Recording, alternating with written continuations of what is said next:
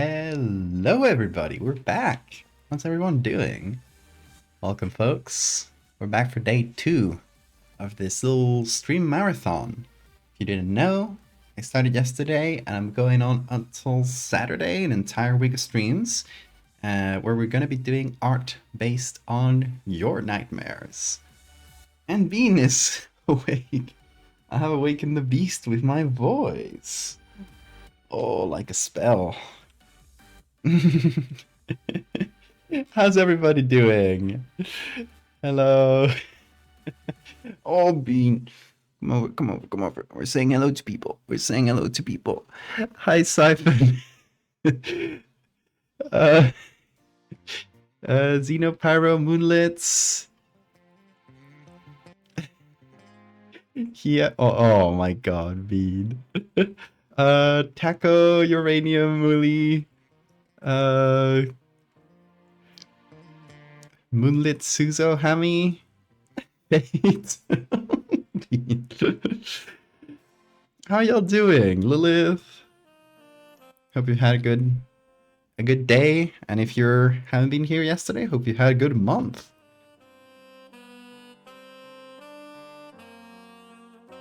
Don't curse me again, Lilith. God damn it.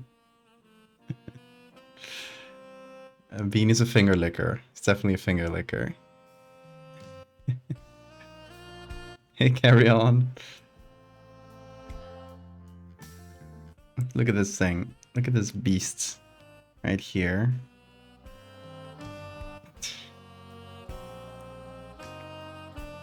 Anyway, y'all, yeah, we're back for day 2. If you didn't see yesterday's art, be aware it's teeth horror, but I will show you.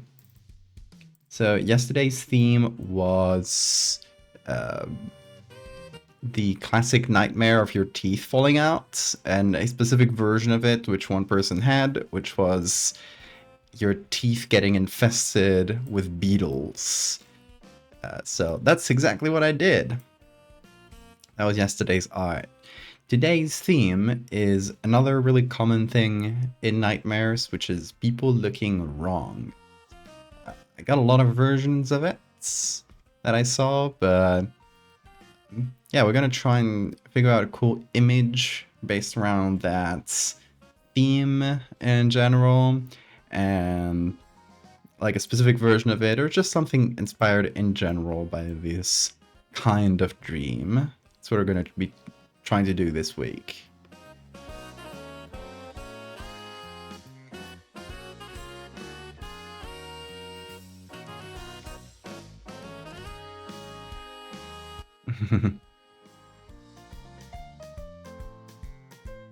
Rave, but one person in the crowd is off. Jesus Christ of Beatles Fortis. I physically cringe. Bean beetles? Bean, you're not a beetle.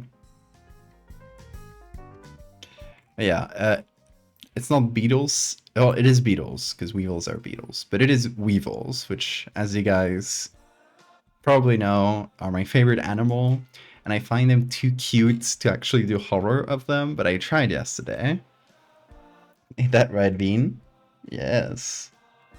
Rojo, exactly. I'm trying to call your mother, but you cannot type anymore. I don't think anybody has said that one. How do you submit a nightmare? Just don't tell me about it here. Don't tell me the whole nightmare. I know people love to tell their dreams, but if if people started doing that, that would be the entire stream. Just tell me, like, if you want to suggest things, just tell me, like, about a cool concept in a nightmare.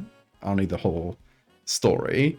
What happened is I posted about it on Twitter, and I was like, I'll post about it at night, a little sneakily, and a pretty low-key post. And what happened is 700 and something people replied, which was a nightmare in and of itself, because I had to sift through a lot of people's stories. And I did tell people, please don't tell me the whole nightmare, and a lot of them still did.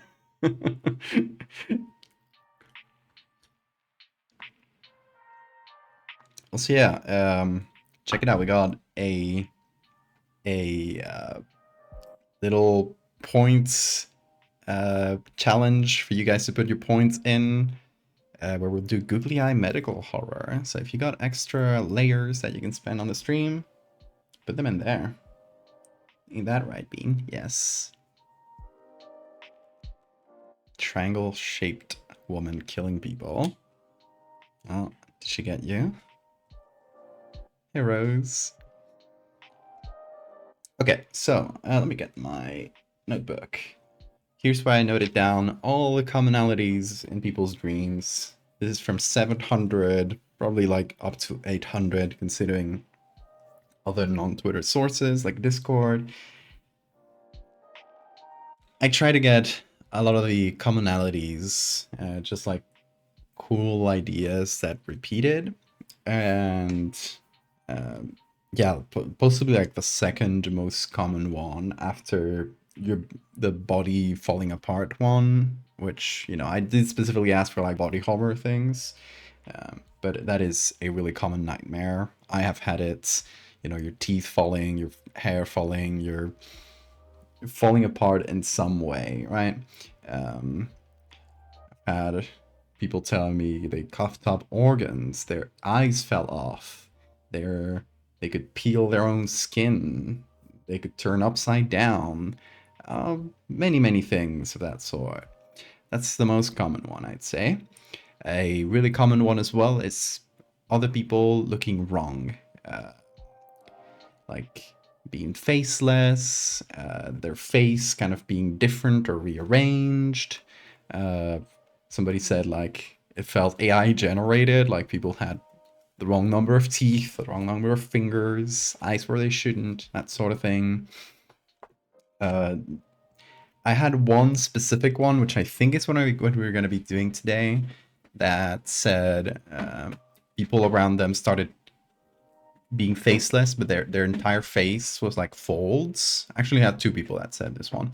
Their entire face was like folds of skin, kind of like a brain, if you can imagine that. And I really dig that. So I think that might be it. I dig the texture. If you hear weird noises, that's Bean scratching his toy. Yeah, so something with like someone's face just being like a weird, messy, foldy thing.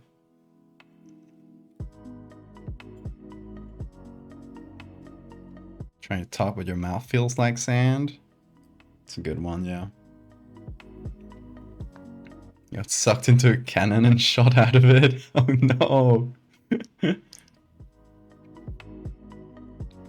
were forcefully tickled and the person's fingers dug deep into the skin of your ribs. Your fingers were inside you, like inside your rib cage. Ooh, awful. I love that.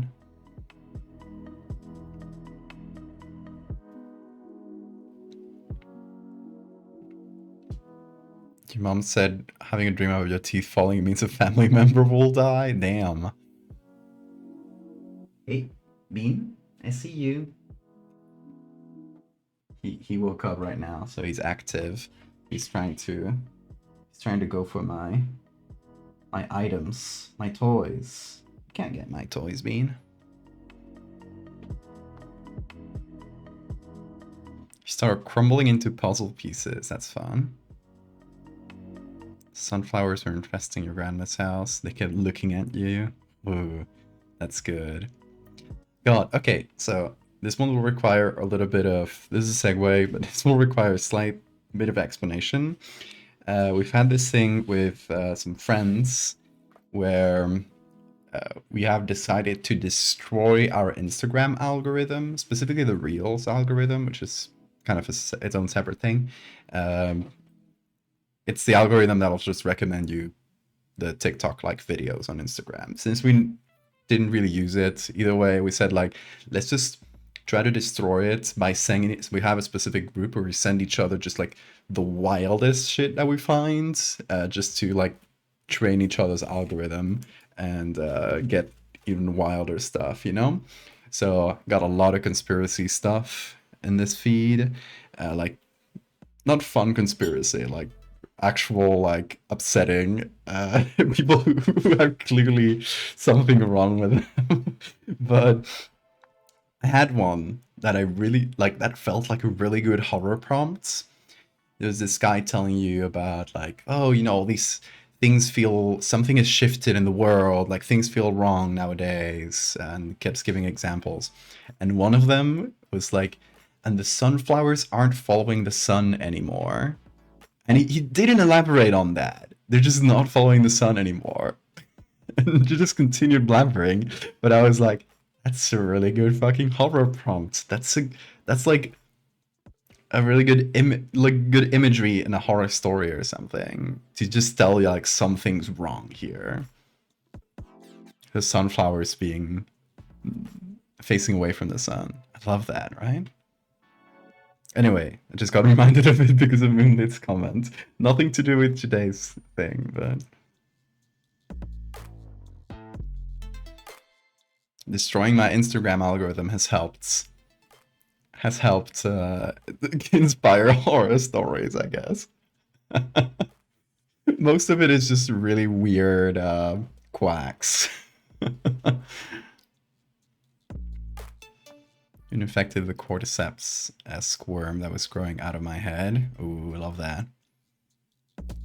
Sneak past this jellyfish-like monster that had knife for tentacles.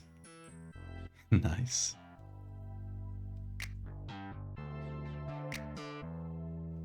Is that true? Like the sunflower thing? No, sunflowers are still doing their thing. I don't think... Like, they don't have to perfectly follow the sun. This guy probably just saw sunflowers that were not perfectly facing the sun. They were like, oh god, something's wrong with the universe. Instead of like, you know, maybe sunflowers aren't like always perfectly following the sun. Hey Fate. Or hey Cryptid.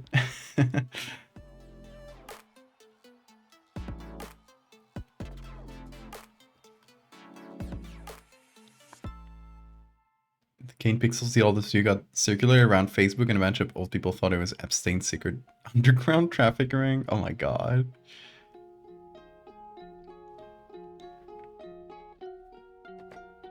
Mashed Banana, hey, welcome. Also, I did miss a follow. Sad Cat, thank you for the follow.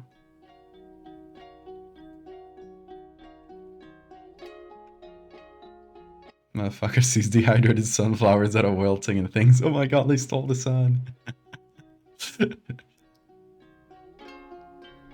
Anyway. Yeah, today's topic is people looking wrong. And the image comes to my mind, and I don't know exactly like the story that will go along with this. We'll have to figure it out, but the image that comes to mind is a photo where everybody's kind of looking at the camera. You know, maybe like there's a crowd and they're facing away from the crowd looking at the camera, and we just erase their faces and turn it into these like shifting folds. I think that could be cool, right?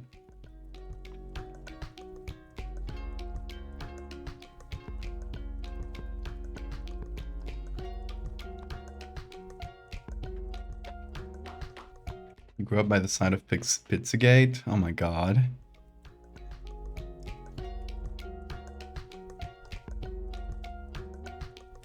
My adaptation of the Russian borehole story. It's not an adaptation of anything. I know there's other people who have done something with that, but it's just based on the actual like Korra super deep borehole and like a classic conspiracy theory about they're digging into hell essentially.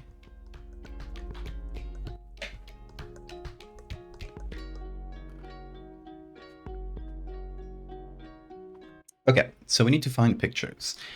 I think for the extra touch, we could go black and white. So we could start looking in Picroll and see what we find there. See if we find some cool old photos of like crowds, people facing away from crowds, just like general group shots in general. See if something strikes us, because it could be, this could take many shapes. So I don't want to have like a very specific thing in mind and overlook things that might be cooler than that.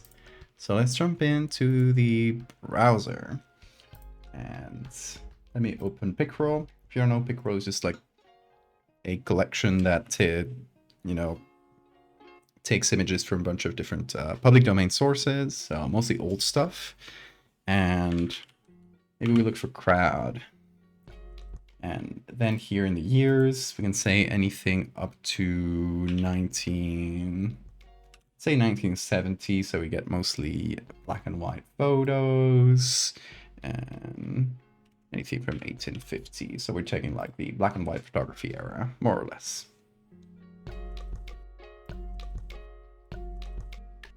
Oh, here's one. Maybe diminished by people having some really silly hats in the crowd, but this is more or less what I was thinking about. Just a group shot and everybody's kind of looking at you. So that's a really good start.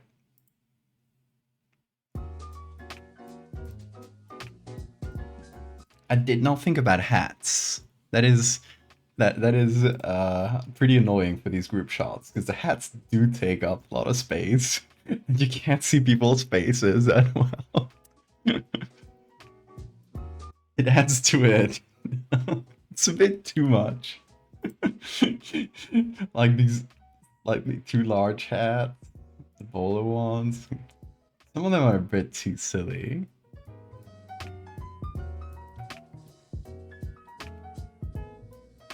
Are those hats unedited? Yeah, those are normal, real pictures.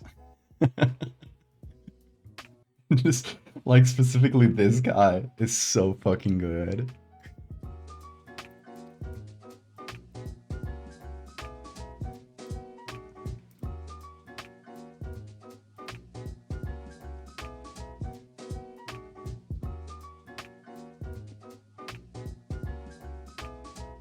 NASA crew photo. I think maybe, but I feel like a photo of people posing, just like a group shot of people just standing there is a bit boring. I want something more dynamic, like there's something happening, there's a crowd for some reason, and they're all looking at you, or some of them have turned away, like turned around to face you. That's the sort of vibe that I'm thinking about, I'm looking for.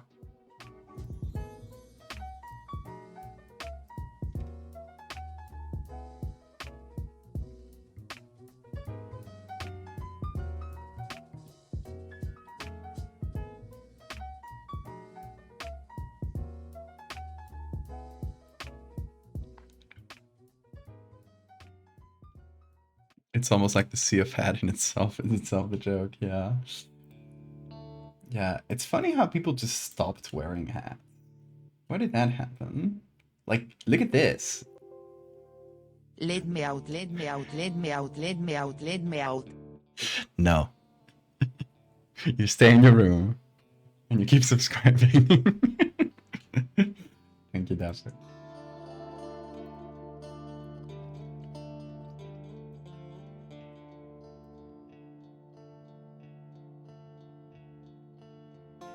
Oh.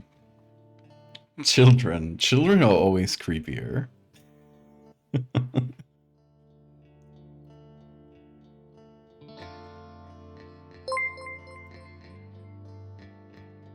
The ball has spoken.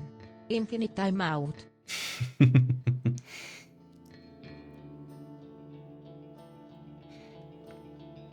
Yes, it is canon. If everybody who's here is trapped in my basement. And I'm not letting you out. Oh my god, no. Oh, really, Picroll is so annoying sometimes. It's a great way to like search for images, but not a good way to download them. You gotta go to the source. And they also keep fucking pestering you. Like, I can't remove this, but I can do filters. No, that won't work. Okay, I'm gonna try to remove this. Filter it out with my ad blocker. Does this work? Okay, it does, but it doesn't. Oh. There it is. Will it work now? Yes, perfect. I've created a filter to never see that pop up again. That's why when I recommend like pages to look for public domain images, I always say Picroll, but I gotta give like a bunch of disclaimers because it sucks so much as a site sometimes. Whoa, is this like the photo from The Shining? Wife sends their regards. Hey, wife. Hello, wife. I'll give you your husband back someday. Okay, I need to compare.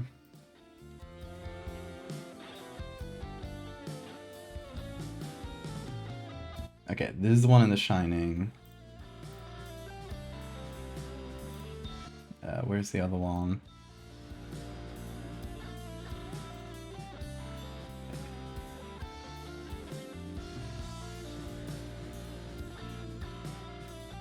It isn't, right? No, it isn't. It just feels so similar.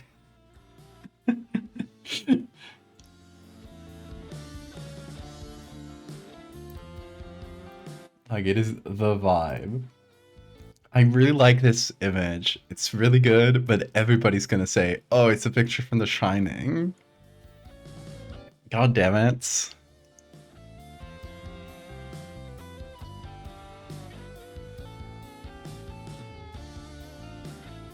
If you make that web series, do you mind if I use your art with credits? Which web series?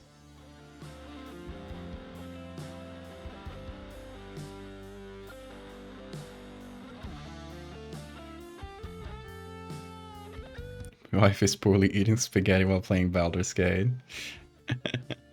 Hell yeah. That's the life, baby. Yeah, I'll consider this one, but the association to The Shining makes it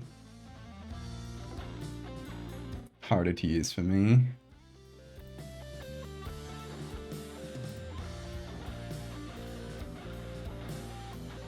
Ooh, what is this? Creepy crowd shots. Why are their faces not there? Interesting.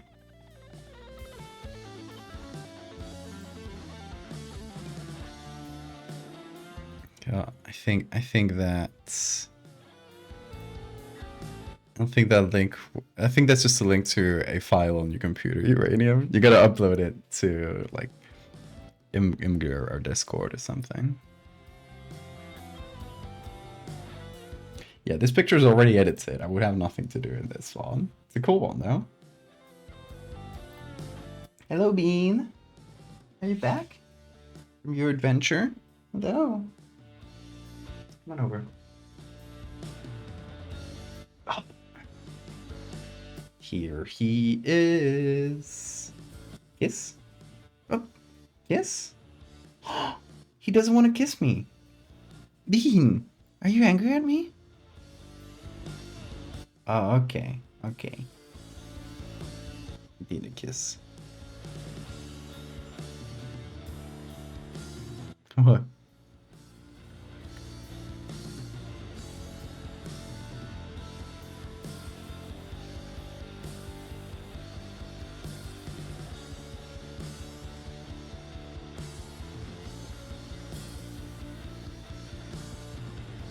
Oh, the borehole to hell one? I mean, yeah, tell me about it once you're working on it. We'll see.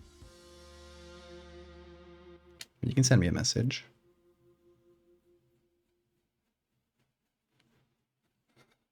You know as well as I do what would happen if you make Bean upset. You could never be upset with me, right, Bean? You're just full of love. So full of love. And mischief, sometimes. But mostly love. And eye boogers. That's okay.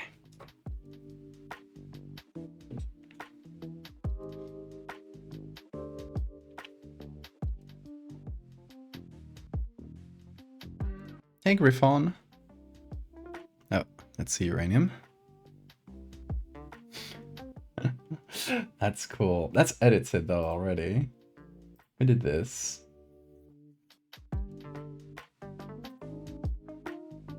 Oh yeah, that's DJ McKnight. I follow him on Instagram.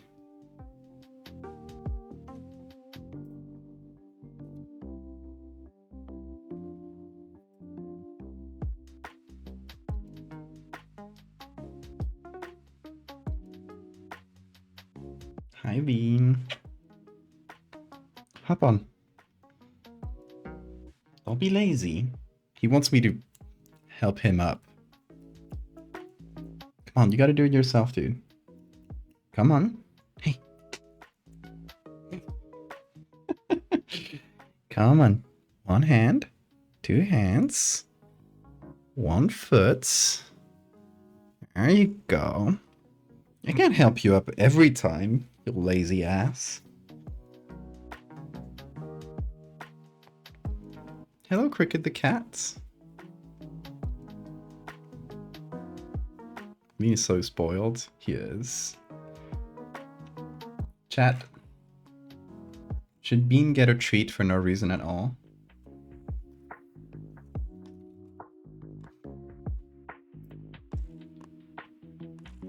What is this figure standing in the crowd? Really creepy.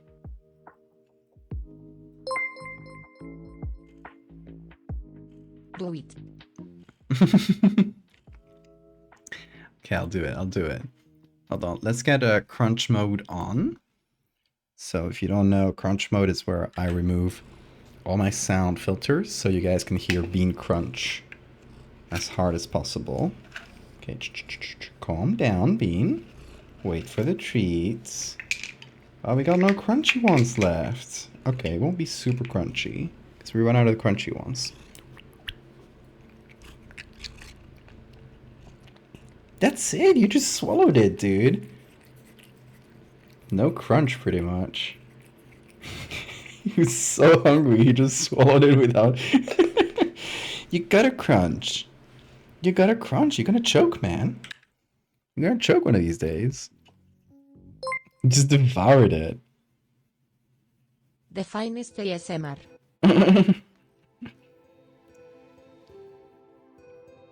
Wait. It did ASMR. Like the Spanish... the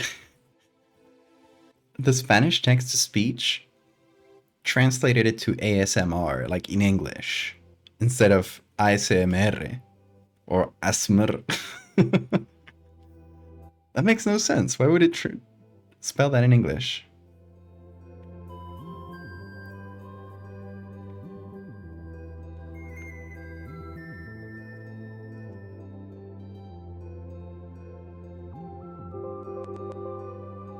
We are so back. We are so back. Thank you so much, Molly.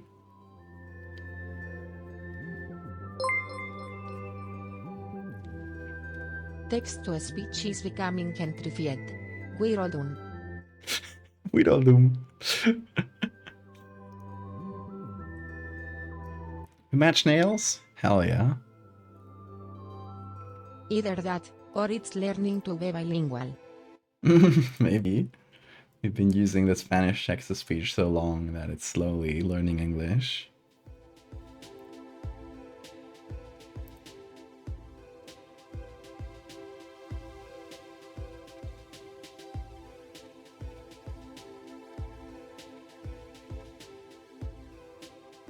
Whoa. Just turned a car. Hell yeah. That's my kind of protest.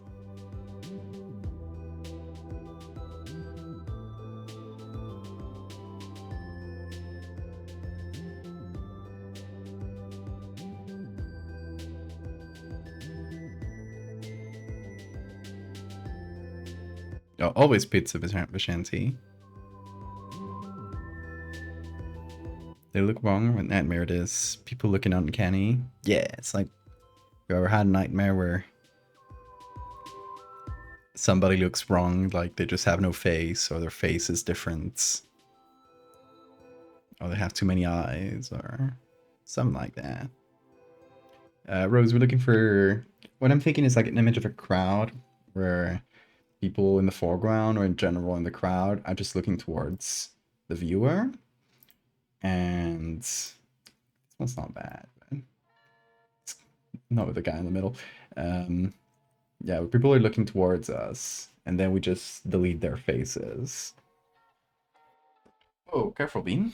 Big jump.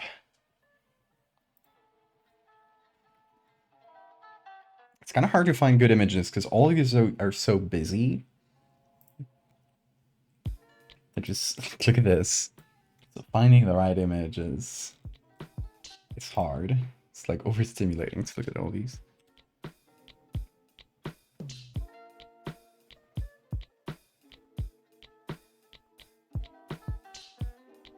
I'll find something good. My second option here is looking for children. Oh, this one's pretty good. Everybody's looking at the camera.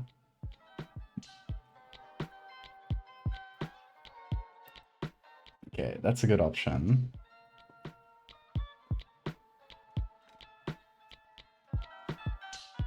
The most important part of this edit is just finding the right base image.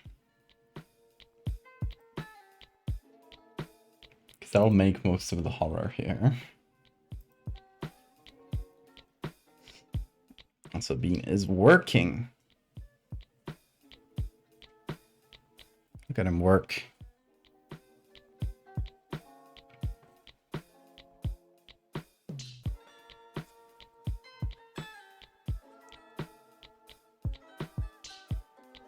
See you later, Napper.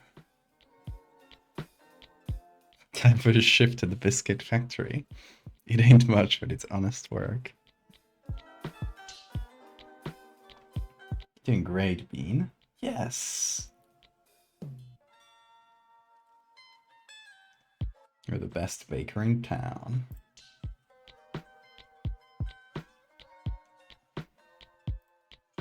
Really good mustaches in this crowd. It's an anarchist reunion. Love the anarchist mustache. Just look at this guy. And this guy. Oh wait, you can't see that guy. Look at that. So fancy.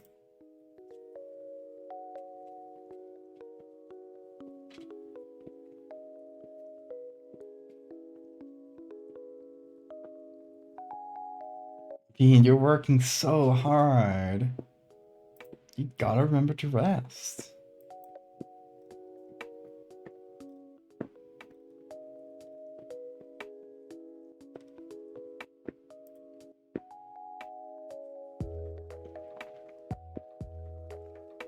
Okay, another option I was thinking about. As we said, like, children are creepier. What about looking for like a classroom or something?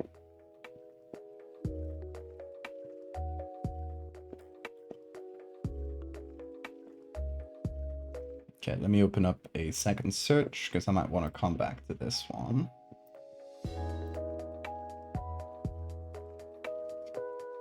Pina, you're exposing yourself? Exposing yourself to the camera?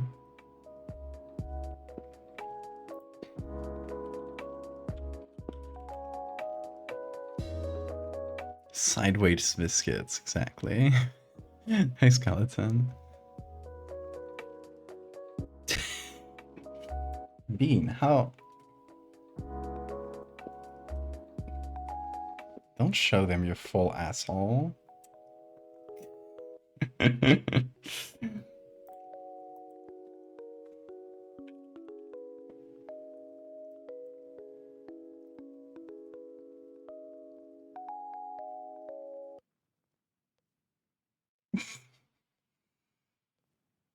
He's falling asleep, I think.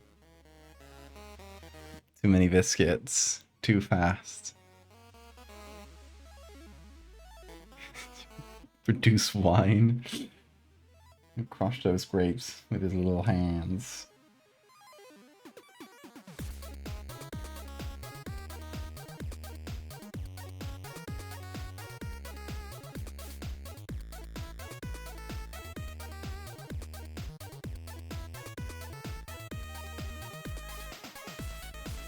Let's see. I'm looking for classroom, looking for images of all the kids just like looking directly at the camera. Oh, it's too low quality. God damn it.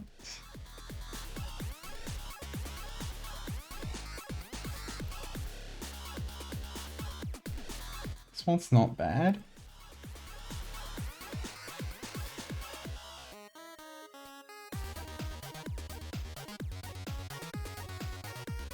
Yeah, this is a jam.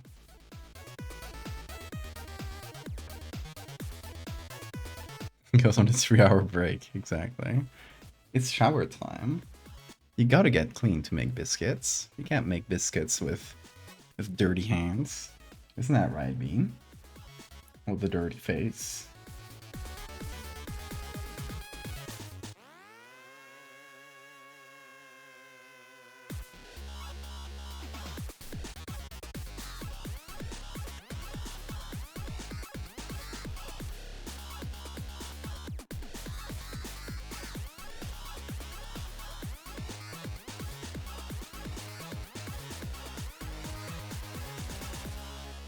I'll find it what I'm thinking about. Most of them are students concentrating and looking at the teacher.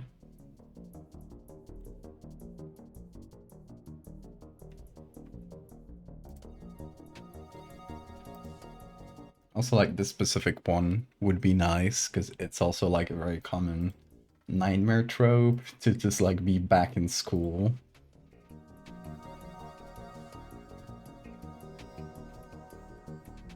Found some pics that could work. Is there, do you know the rights to those pics?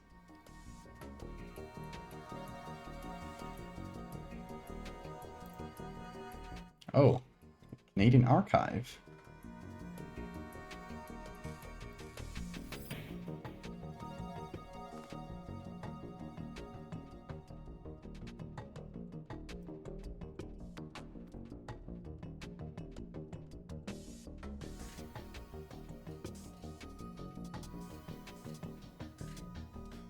On load.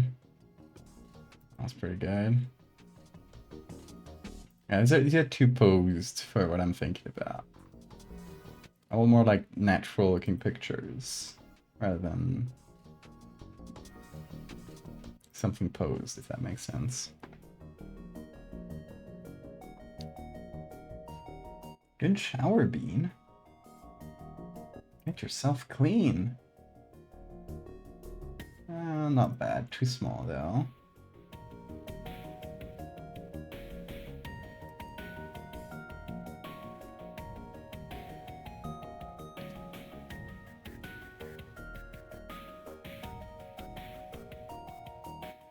There was an adult who, for some reason, has to go back to take a middle school math class. Love that. Also, I didn't show you. Look at this. Another t-shirt I got from Japan. It's a Godzilla one again. I didn't really think about it, but yesterday I had a Godzilla one too. It's from the OG movie.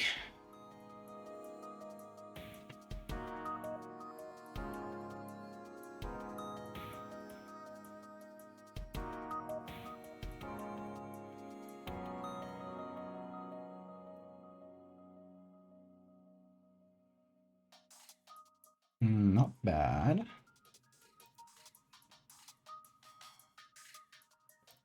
Too small though. I don't think I can get a lot of it out of this one. Very unfortunate.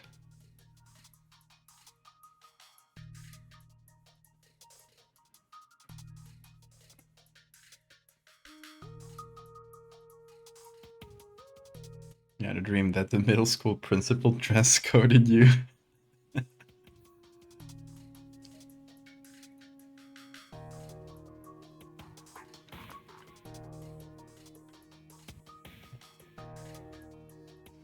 Being your hair is in my nose again. It's your fault.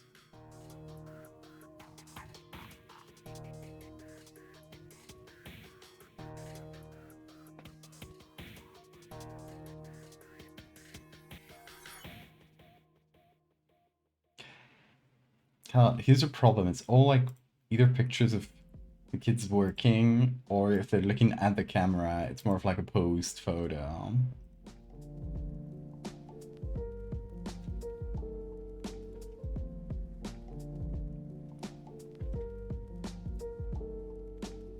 Yeah, we'll see if we find something good. I could also like open it up in terms of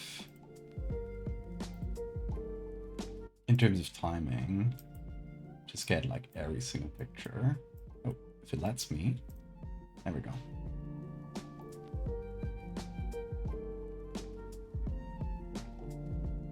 So we'll get some modern ones mixed in, but might have better luck with those.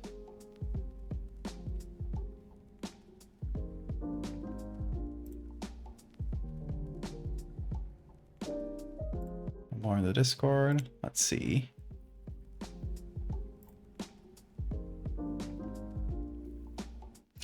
This is perfect. This one's really good. Probably one of my favorites so far. Thank you so much, Rose. So has expired copyrights? What do you see this? Restrictions used? No. Copyright expired. Hell yes.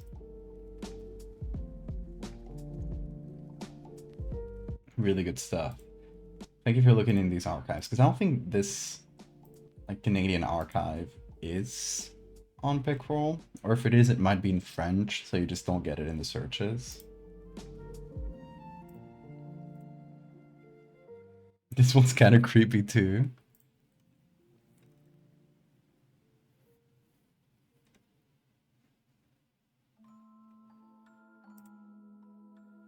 This one we saw.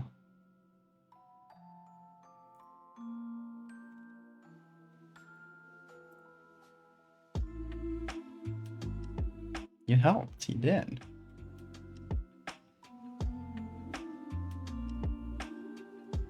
Did we get this one? Yeah, I saw it.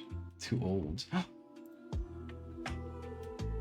Oh, this one's really good.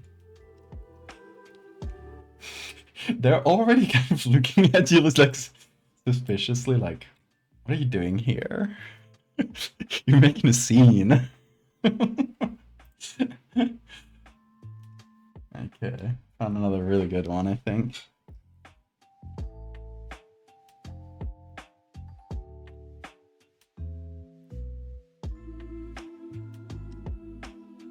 Okay, get out of here, military guys.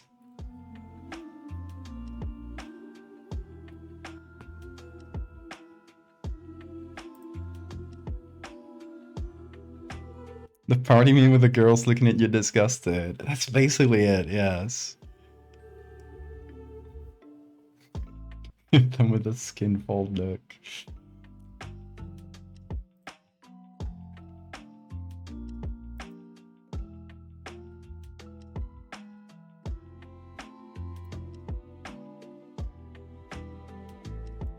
Kind of creepy too. Why are their faces like...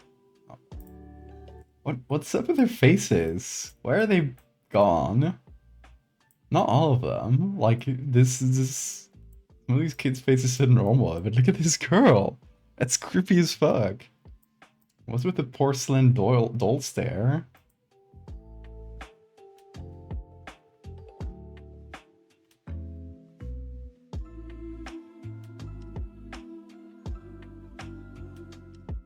I should just start a collection of, like, actual creepy pictures that I didn't edit.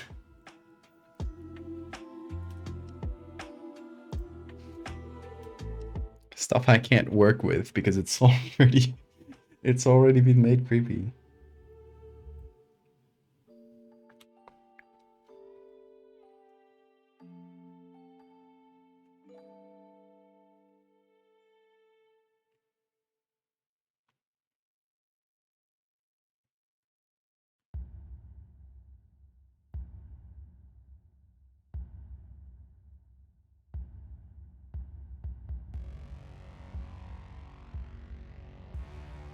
Okay, let's look through a couple more pages until we see that the results start being like diluted by the things that, you know, were different things.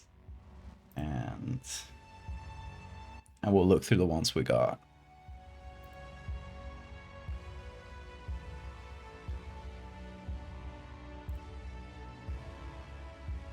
That one's pretty good too.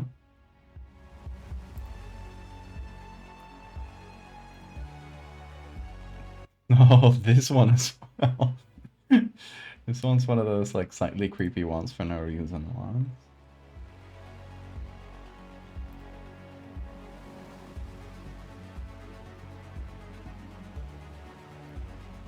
It's not a pretty good one.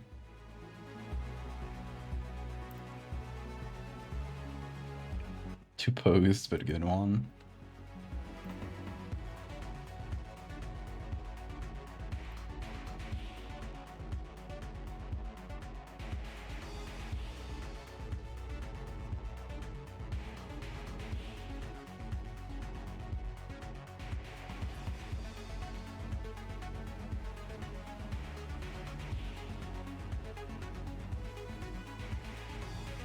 Train classroom? Fuck, would I love to go to school in the train classroom?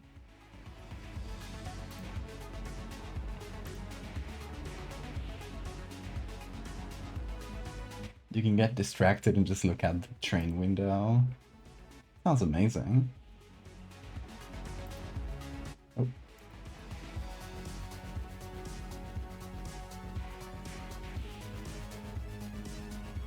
Ooh. Another one of kids looking back.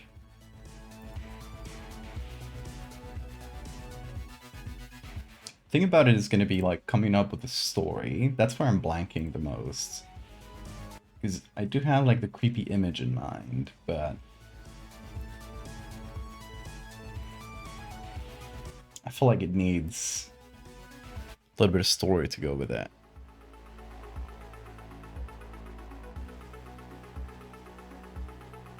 Like, oh, this is the last photo of this classroom before they all disappeared. I don't know.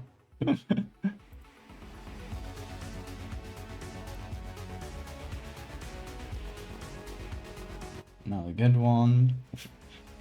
Took until like the 6 or 7 page of results just to start getting like the kind of picture I wanted, which is pretty interesting.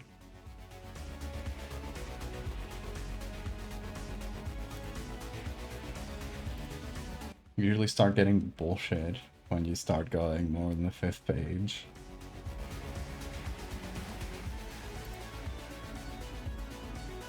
But hey, I'm not complaining.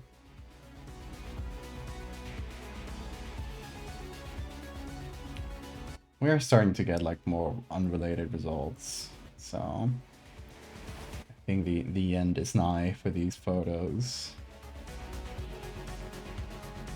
Oh, here's another good one with the backlight.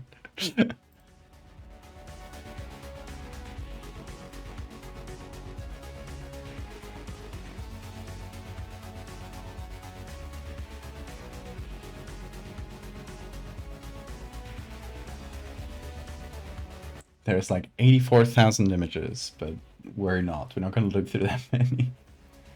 It always tells you a much larger number than the actual like relevant results you're gonna get.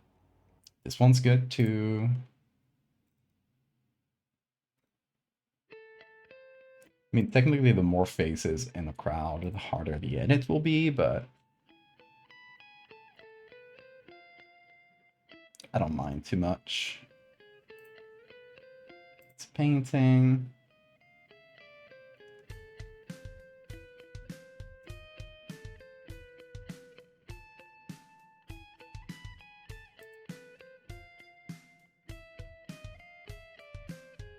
I fell asleep in class. When I woke up, everything was wrong. That would work for a more modern one, but this like old school look, the black and white photo, wouldn't really work.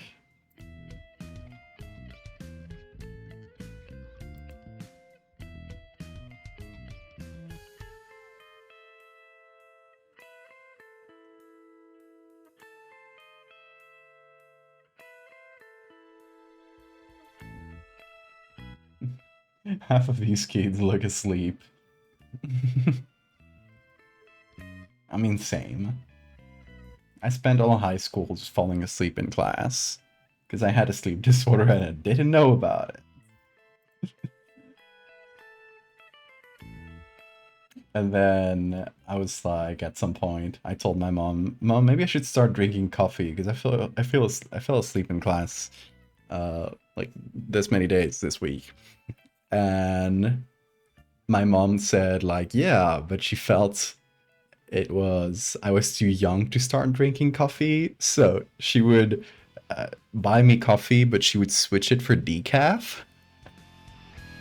To kind of placebo me, and I was like, this coffee isn't doing shit. And at some point I realized her trick.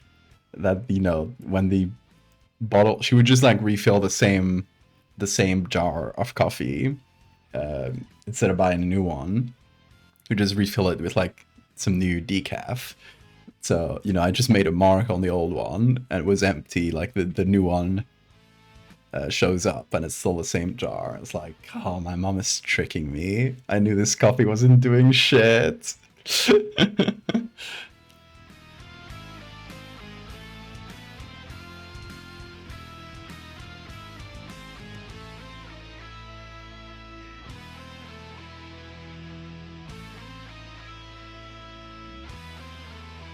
Sounds like something my mom would do.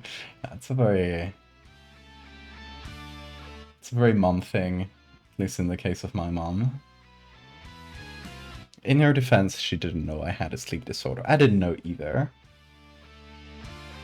She was like, I was like 12 or 13, and she was like, this is too young to have coffee. You know, she could have just told me instead of tricking me.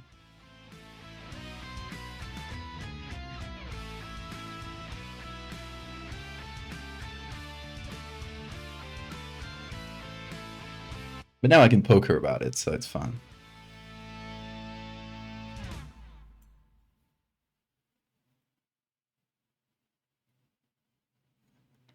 Grandpa always told me how people looked weird at his school. So he passed away, found pictures of his classroom. I like that. That's good.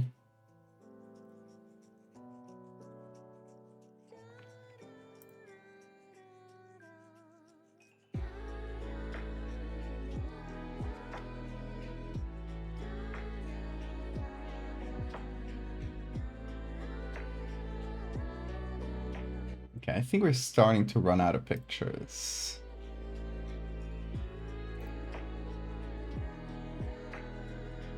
Yeah. Oh. One last good one. All hope is not lost.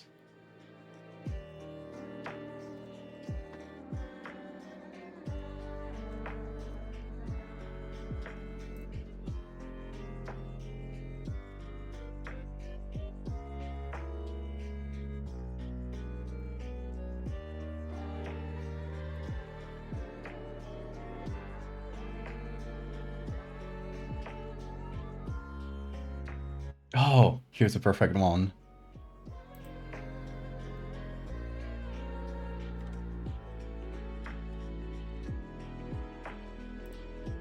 Okay, yeah, all hope is definitely not lost. There's still good images in here.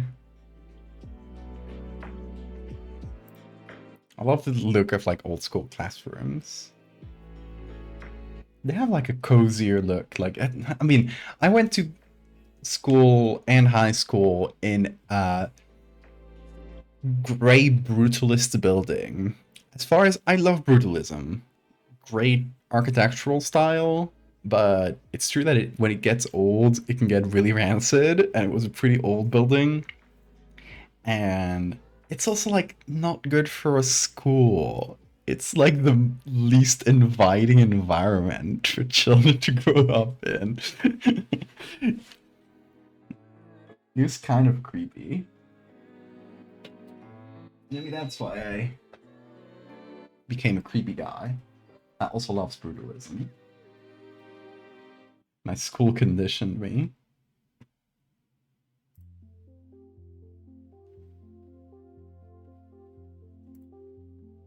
Yeah, all the walls in my school were uh, just like, how do you call this? What's brutalism made of? I'm forgetting words. Just raw concrete, basically.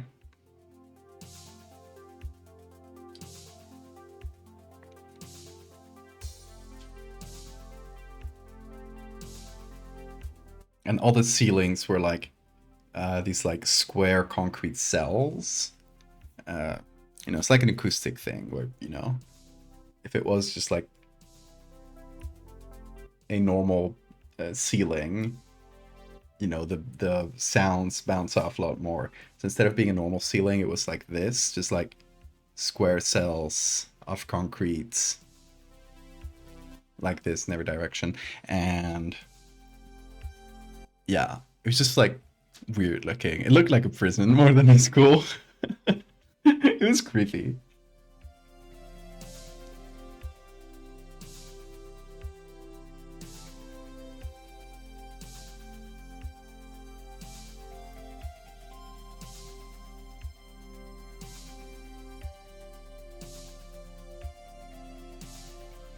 Brutalism reminds me of my daddy issues. Imposing, nice seeming at first, but breaks down nasty, uninviting, and terrible environment for a child to grow up in. Perfect.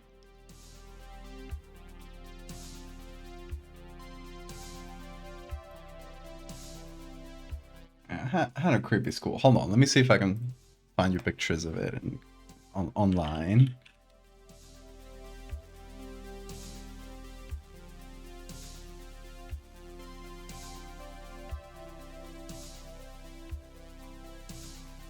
Okay, found a picture of the library. Hold on.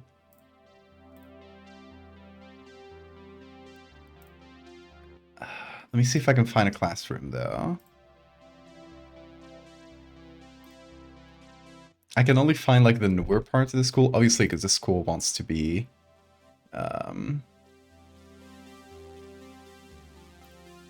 wants to show off their newer images online, and not the dingy old classrooms. And to their credit, their newer parts of the school that I'm seeing online, they look better, but okay. I can't find any good classrooms, but I'll show you the library.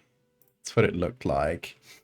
This was the ceiling I mentioned, the weird concrete cell ceiling. They're pretty tall rooms too. So imagine instead of having like a nice bookcase, you have a concrete wall with like these little windows on top. Because some of them were concrete, some of them were brick, but yeah, not great either. It's a very strange looking school. I'm seeing if I can find some of the older looking classrooms.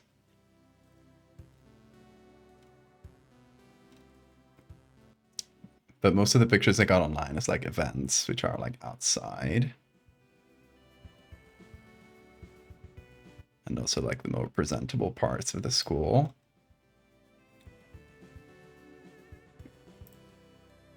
Oh look, this is still modernized. But this is a one of the corridors, like outside the classrooms. So all these lockers, they're like a newer thing. They started putting them in my last couple of years of school. But behind this is just like this sort of brick wall, and still the ever-present concrete ceilings. And this is one of their like promo images. So yeah.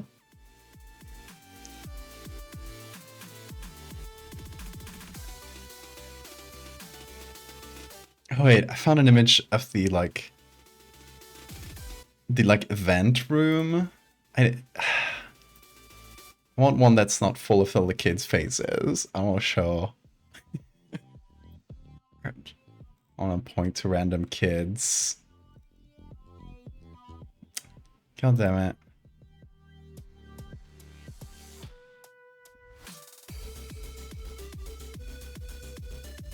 Oh, you get an idea. I wish I could find like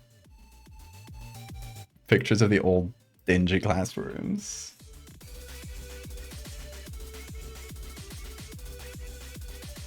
That's where architects store their larvae. It's definitely an architect hive. It makes a good such a good Urbex location. Yeah, when it falls apart, it's gonna be incredible.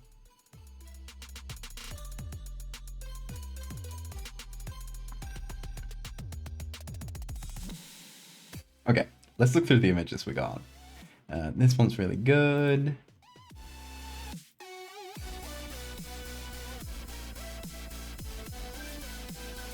Okay, this one's really good too.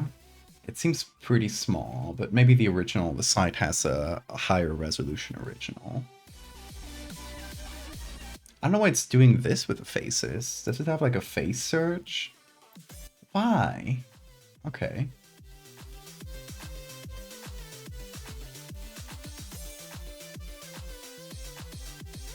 This one's really good because of the lighting.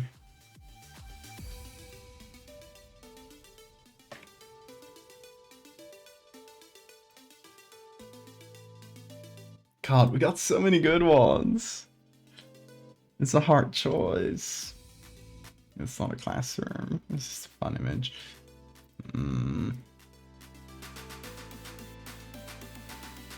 I think, okay, we do want to show like a good close-up of faces. So this one will be quite good. Because all the faces are really close. It's clearly a classroom. They're all looking at you. We got some already pretty blurry and creepy faces in the foreground. But yeah. Like slightly older kids. Like beginner high school vibes maybe. I don't know. I feel like this one could work. Probably my favorite. What do you guys think?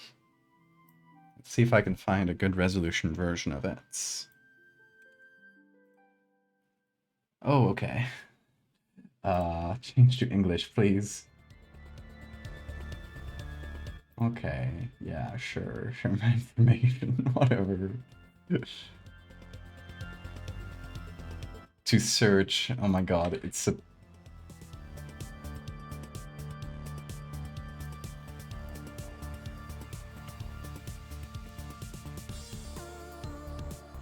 Just search for this.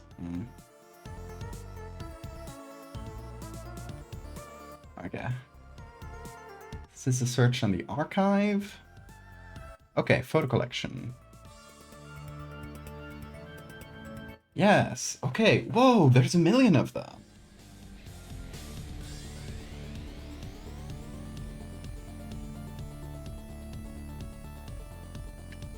That's one we were looking at. But there are many others. And they're all the same level of quality. So, really good find. God, this one's really good too. Look at this little gentleman. He's wearing all suits. He's styling. This one with the backlight is pretty good too. I do like the vibe of this backlit one quite a bit, but it does also make the faces like naturally harder to see. So if we make the faces empty, it's gonna be harder to notice, I feel like. And it does say it's CC0, which means public domain.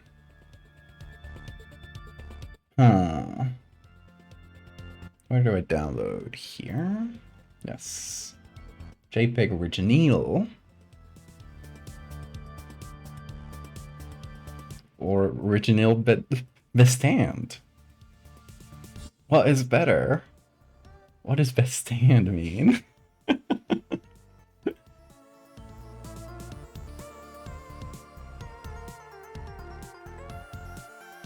File? Okay. Original format or original file? Some of these kids would be like 80. Oh yeah, we gotta check the age of these. Like, when are they from? 1946. So yeah, these kids would be really old or dead.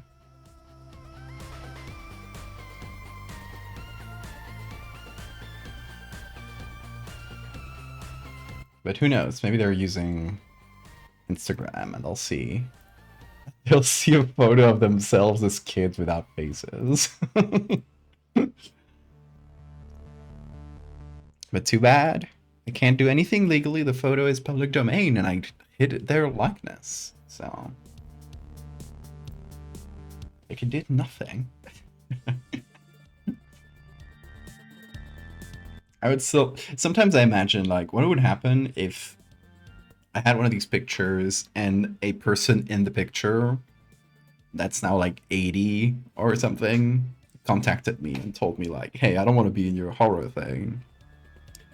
Very, very unlikely. But what would happen if that was the case? I mean, I would delete it out of respect, even if like legally I had the right.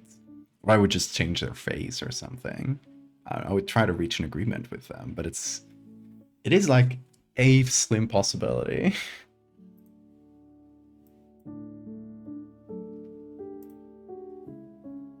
I'm working extra so they're not recognizable, exactly.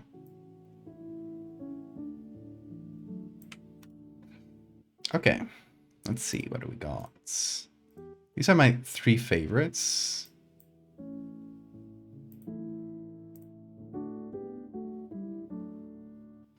I think like visually this one's my favorite, just because of the lighting.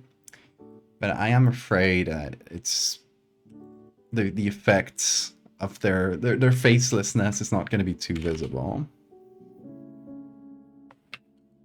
Let me do a quick test with these 2 kids in the front, and whoa, hold on. What happened to my tablets? It's now tracking like all 3 screens, which, hold on. Give me 1 second. Let me see.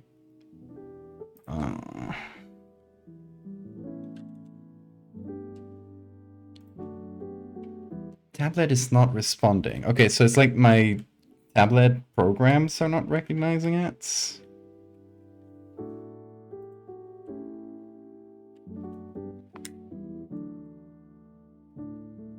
What if I turn it off and on? Or just like unplug it and plug it? Nothing. Huh. It was working fine before. Like I was doing a quick thing on Photoshop before the stream and it was working fine. But now, okay, so here's what's happening. So you see what's going on. Usually my tablet is, you know, tracked like the area. I can't put it very close to the camera. The area on my tablet is like tracked only to the main screen, to this one you're seeing on stream. But right now, if we take okay, if we take this part of the tablet, I'm like out in the other screen. I'm now moving into the screen. And when I'm here, so only this part of the tablet is my screen. But vertically it works fine, right? So it's really trippy right now. You got stage fright. Yeah, I don't know what happened. And I'm trying to like unplug it and plug it to see if the drivers just kick back in. It's probably gonna be fine if I turn the computer off and on, but not something I can do right now because I'm streaming. Yeah, it's so off. Well, I guess we're working with an extra challenge today. I heard there was pizza here. Hey Anna, there's no pizza. I'm sorry, but you can have some faceless children as a treat. What's that?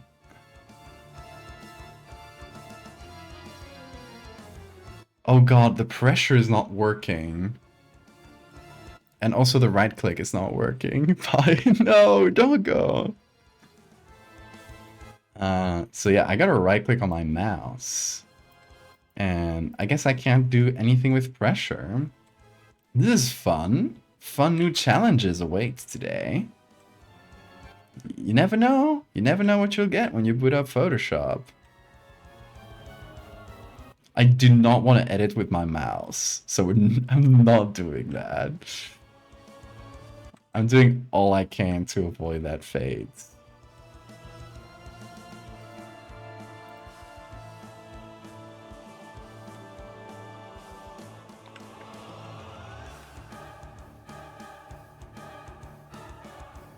It's really hard. So difficult. I have to reset. I don't want to reset midstream. Obviously, I would have to like restart the whole stream, so no. I'll make this tablet work, goddammit.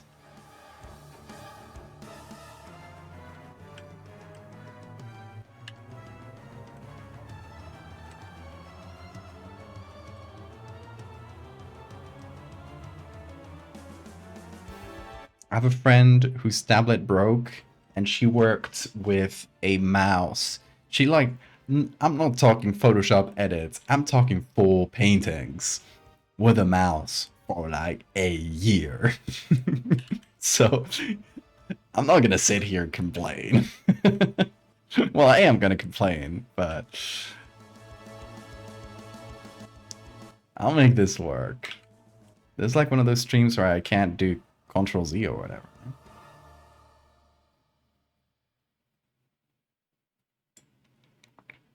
Can't keep up with the bits. For like how much I want to watch. Aww. Let's see here again, Anna. How are you doing?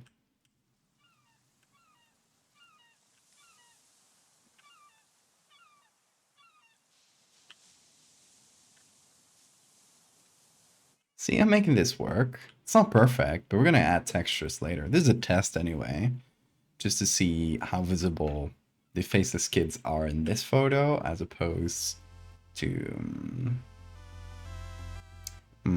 which one should we pick? These are both really good.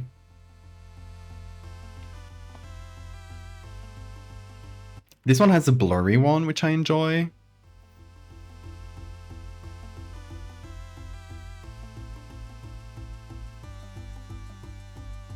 Been busy. What you studying? Yeah, the move is all over with. I even set up my decoration. It is full of bugs. I did say this yesterday, but there are 10 hidden bugs in my background. Somewhere in my background, there are 10 bugs, and nobody's found all 10. The first person who finds all 10 gets a gift sub for them or whoever they choose. So yeah, I'll give you a few seconds to locate all bugs, but I might not see them all. Might not see them all.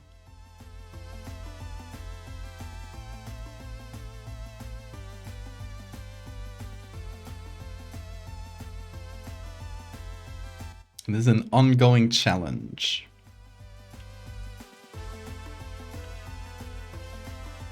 Wait, what if I did a different tool? Might be better to use patch tool for this. God, it's so hard to draw with this. Or healing brush? Healing brush might be the key. Oh yeah. Okay, so I'm using the wall with healing brush. Yeah. That's the move. See, we make it work.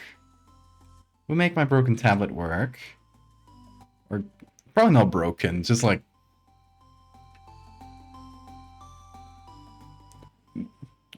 My tablet just has a weird mood. That's it.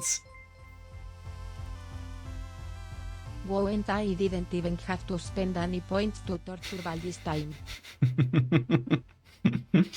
Yeah, this is a freebie. This is a freebie torture.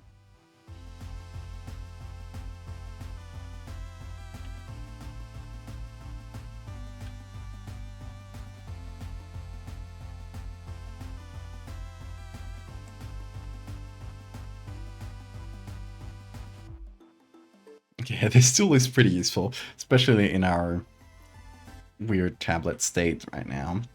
So, okay, we got this option and this option. I feel like it's way more visible in this one. Although I guess let me do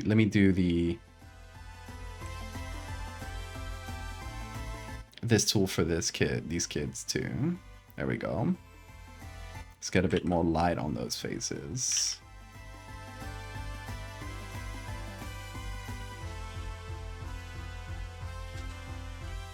So we gotta add texture, but just like as the concept, like faceless kids. I think it's way more visible in this one, despite the lighting being a lot more interesting in this. So I think we gotta go for this one, or this one. They have similar lights.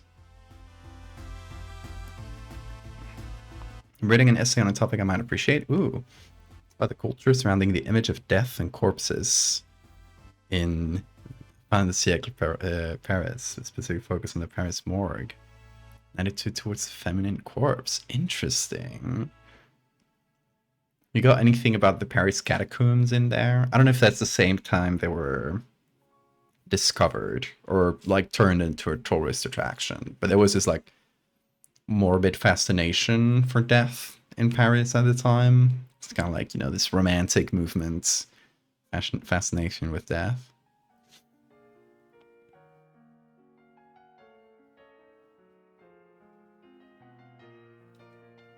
This one could be nice if you want to treat the teacher differently. That's true. Yeah, we only got one with the teacher.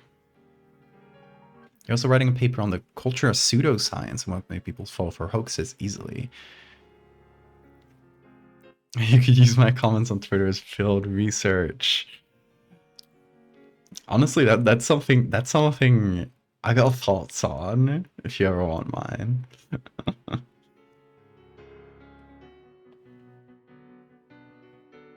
So at the same time, yeah, there were some unmarked mass graves overflowing for them in the catacombs. Yeah, okay, so the story of Paris catacombs is actually really interesting. The bodies from the Paris catacombs were actually bodies from like old medieval cemeteries. What's started happening is that I think it was around like right before the French Revolution, or right around for the French Revolution. It was like a time of a lot of chaos and changes in Paris, as you can imagine. What happened is these old cemeteries were just like overflowing, and there were just like very old corpses in there. And there's stories about it when it rained. These cemeteries would flood, and some of the like bones would float up and go like just like flow with the mud, and they would end up in the streets, and people, obviously disgusting, right? So around the same time, they were closing down a bunch of old quarries in Paris, because you know these like white stone buildings that are classic to Paris. All this white stone was dug right from under the city. There were quarries just like right a few levels below the street. These quarries grew and grew over centuries. And at some point, around the same time as these cemeteries were overflowing, these quarries were starting to cause problems. Like some streets would cave in, and there would be huge holes that fell down into mines. So, you know, they were deemed dangerous, and a lot of them were closed. All of them were closed down. Just like digging under Paris was forbidden. But suddenly, you know, they have this really old system of tunnels that sits unused and is dangerous. And also, they have these overflowing cemeteries. So somebody in the French government or the Paris government went like, hoo-hoo, two birds in one stone. And they took all these dead bodies, all these like old skeletons, basically like as mass graves, because, you know, they were all mixed up down there. It was just like this super old cemetery. They didn't know whose bones were whose. They would just put them in these old tunnels closed them down, right? Boom. They formed a kind of a modern catacomb, essentially. But then, I mentioned before, it was right around the time of the revolution. So the city of Paris went through a bunch of pretty big changes in governance, as you might imagine. And during this time, a lot of papers were moved, a lot of papers were destroyed, and they lost all the records of this old catacomb, and everybody just forgot it existed. Move 100 years later to the end of the, I mean, I think this is like end of the 19th century, right around there. Some guy's exploring these old quarries and stumbles upon this huge catacomb that nobody remembered. What does he do? This was around like the Romantic period. They had this fascination with death. So this guy says, I'm gonna turn this into a tourist attraction. So he takes all these bones, he arranges them through these tunnels in aesthetically pleasing ways. This was like just, he made it up, right? Like he would just like put walls of femurs and like some skulls in the middle, like doing patterns. He would just like do it aesthetically. And in the columns, he would put messages like memento mori, just like reminding people everyone dies, that sort of thing, right? These like kishy messages. And yeah, he would just like arrange them however he pleased, and then started charging for entry, and that became the Paris catacombs. If you visit them today, they are still put together that way. Like they haven't changed them to how this guy put it together. Mystery Wompit National Park. Basically. And obviously, you know, people eventually learned where these catacombs came from. They did studies on them, and it's actually been a really good source of information about like the health of people in Middle Age France. So they knew like you can approximate the age of people by their bones, and you can tell if they had like arthritis, bone cancers, broken bones, that sort of thing. So it could tell you like how a lot of these people died, or what a lot of the like chronic illnesses they might have before they died. And it told you like before the age of ergonomic tools, people had really fucked up bodies. Like people work their bodies to dust, essentially. Yeah, it's a very interesting visit if you go to Paris. You'll just go downstairs for super long, and you're like, how deep am I going, until you get there. And then you get to this like 19th century tourist attraction. Really interesting. I'm sorry for the segue again, but it's really cool. Sorry, I'm being yapping. Let me catch up with chat. Hey Maxwell, how you doing?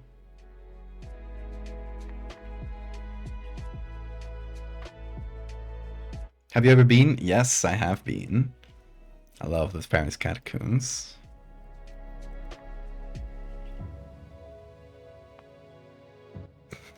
Rubbing his hands mischievously tend to desecrate some corpses. Exactly.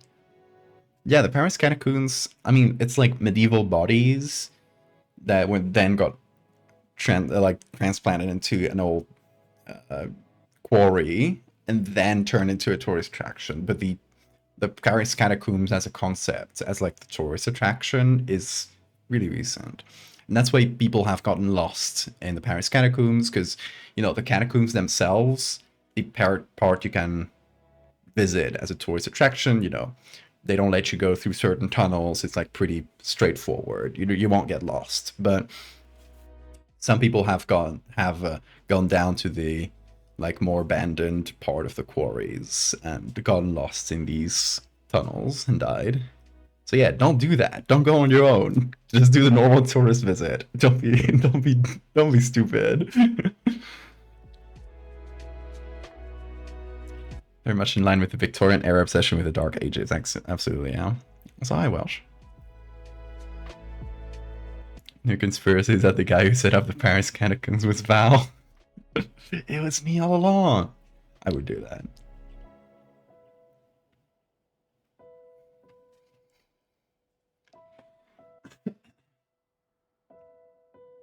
All right, so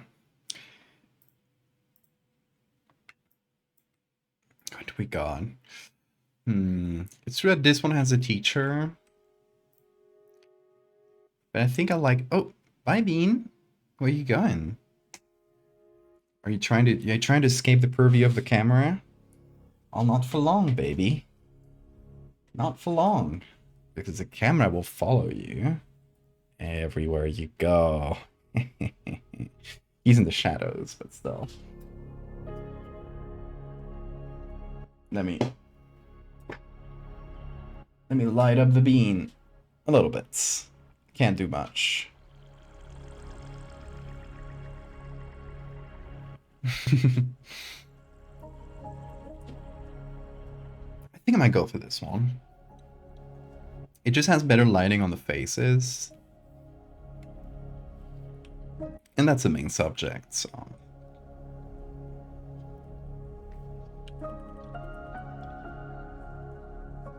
So yeah, also for those joining us right now, my tablet is busted. It's not busted, it's just acting weird right now.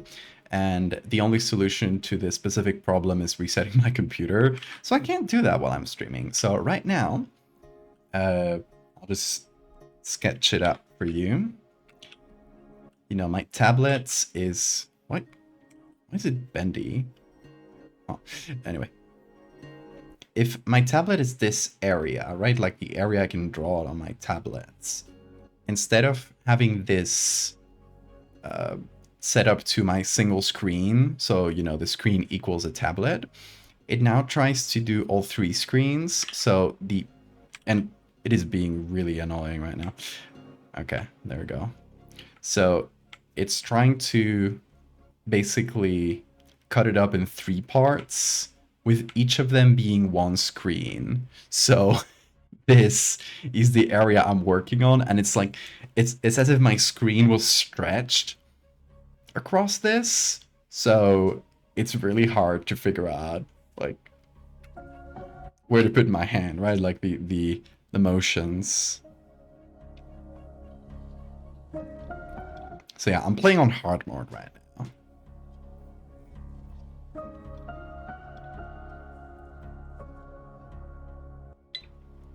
I feel like going on the tangent. I would love to hear your take on it. The trap of pseudoscience? You mean pseudoscience in general, or do you mean something specific with the trap of pseudoscience? Facing Herculean trials, exactly. I grew up having a very strong irrational fear of the dark, except like the night light till I was 19. The idea of going into an area where you could get lost in utter darkness until dehydration is the biggest fear, yeah.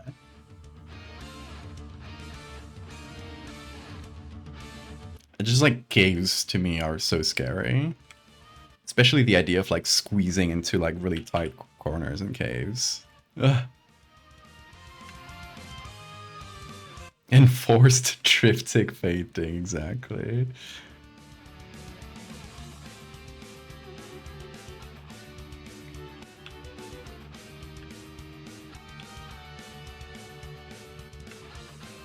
What draws people into pseudoscience? What makes them believe that stuff in general? I feel like a lot of it is belief. Pseudoscience falls more into like belief systems. It's closer to like, you know, religious stuff than scientific stuff. And also community. What a lot of people don't get when they try to like debunk flat earthers or whatever pseudoscience you want to tackle, right, is that the people that are already in there, they have like a whole community of like-minded people that has essentially like self-selected and trained itself to, you know, only interact with that community because you believe in something really stupid. So you can only trust the people in this in-group.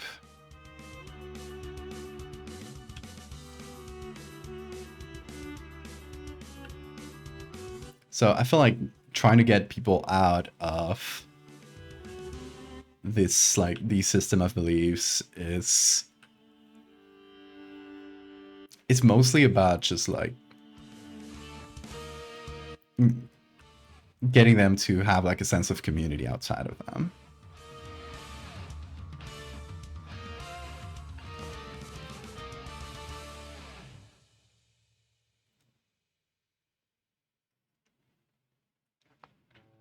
What if you Sleepy Comfort channels the channel that talks about human disasters, caving and underwater stuff? I wouldn't be able.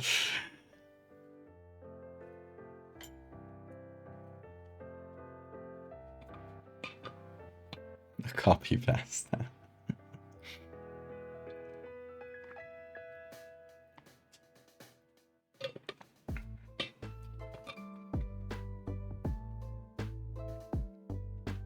It's like confirmation bias. It is, like confirmation bias plays a lot into it. Like, it's definitely a combination of things. It's not only the sense of community. Like, you have to have like a specific type of personality to fall into this. I have family members that are like deep into pseudoscience stuff.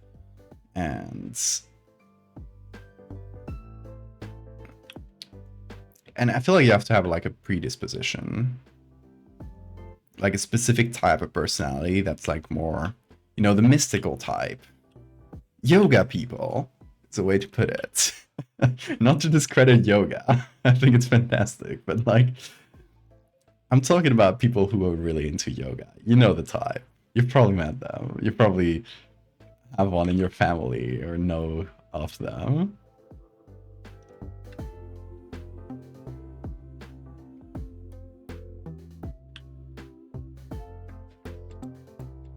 The yoga to pseudoscience pipeline. Absolutely. You know something you could do for research, Anna? Just to get like the vibe of like pseudoscience people? Destroy your Instagram algorithm. It's something I did. I was mentioning it before. I have this with my friend group. We've created this Instagram like group chats where we just send each other reels. We're specific to the reels algorithm, but you can do it. You can probably do it with all the other Instagram algorithms.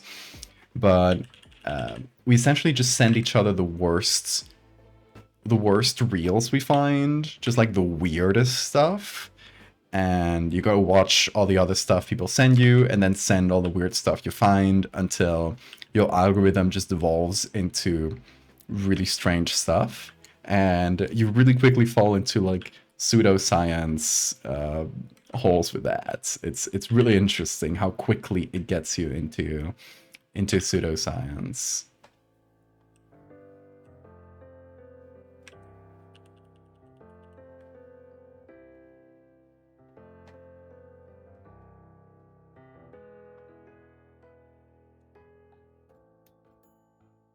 A lot of exercise-based communities seem to be prone to pseudoscience. A gym bro, but seed oils or soy. Yeah, that's true too. Yeah, I had a friend who was really into. How do you say this in English? Like, you know, like kettlebells, I think they're called. It's like a type of dumbbell with like a big.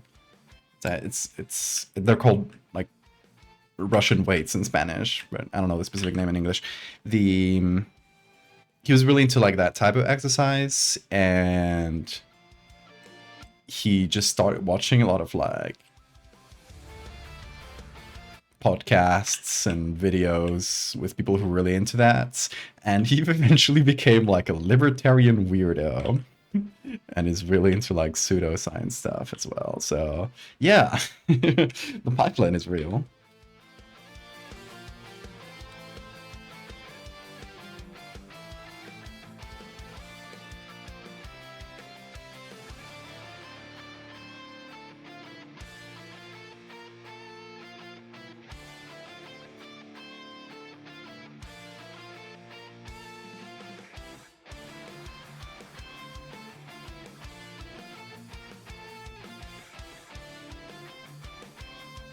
Okay, we got a bunch of faceless kids, which is already pretty creepy in and of itself, to be honest. Like, you could just have this.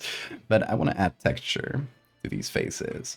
And the good thing is I already have the faces selected out. Not entirely, like some of them are not like the full face. Like this one's missing a chunk here, but it should in general be a pretty good starting point to add textures to it. And the person specifically that, you know, mentioned the idea I'm basing this on said it's like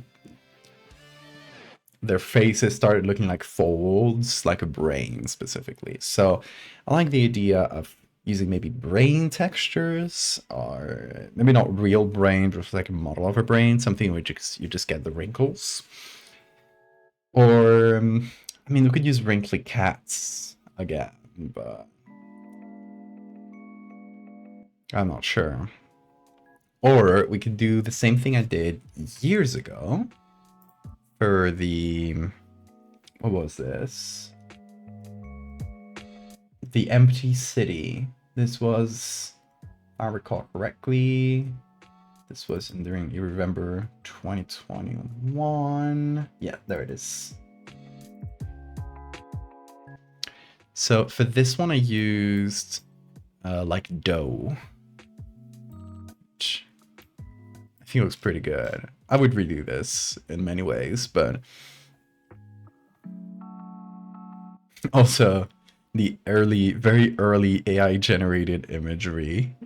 This is like one of those really early AI programs before all the big ones that stole a million images.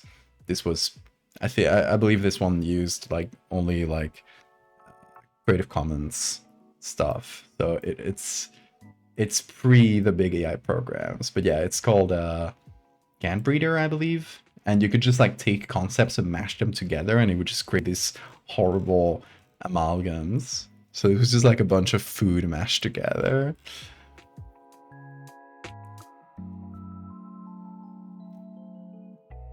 Walnuts could be good. It's a good one.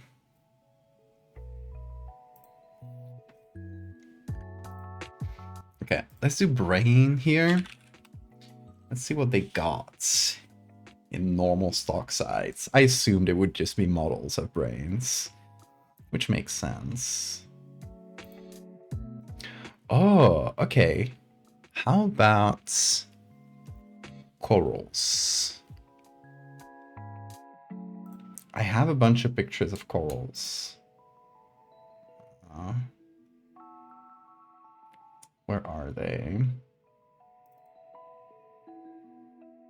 Or sponges, sorry. Got a bunch of weird pictures of sponges that I got from iNaturalists. Welcome to my sponge collection. Do you have trypophobia? Because these trigger the trypophobia I don't have.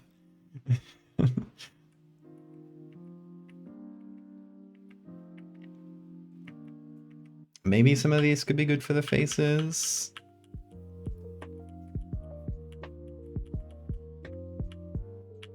I was mostly looking for ones with weird holes, because I really like these textures.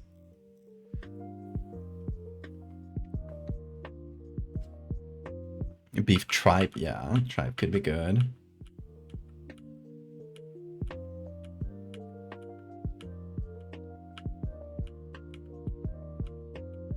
Got a big old collection, as you can see.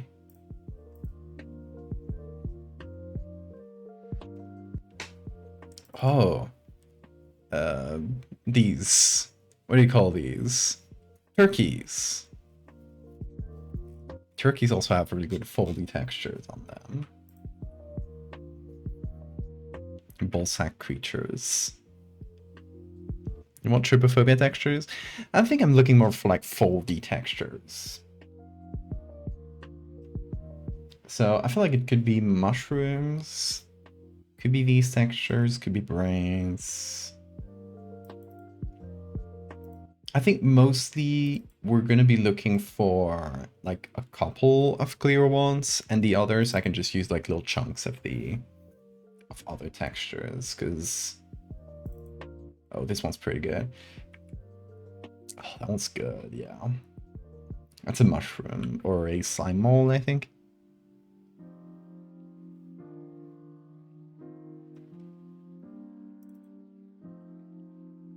Another good one. Okay, I think mushrooms might be the vibe.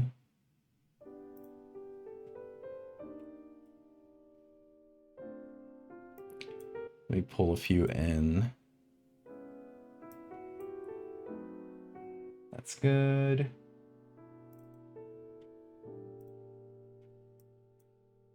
I feel like it can be different in every phase, so it feels like it's shifting, you know?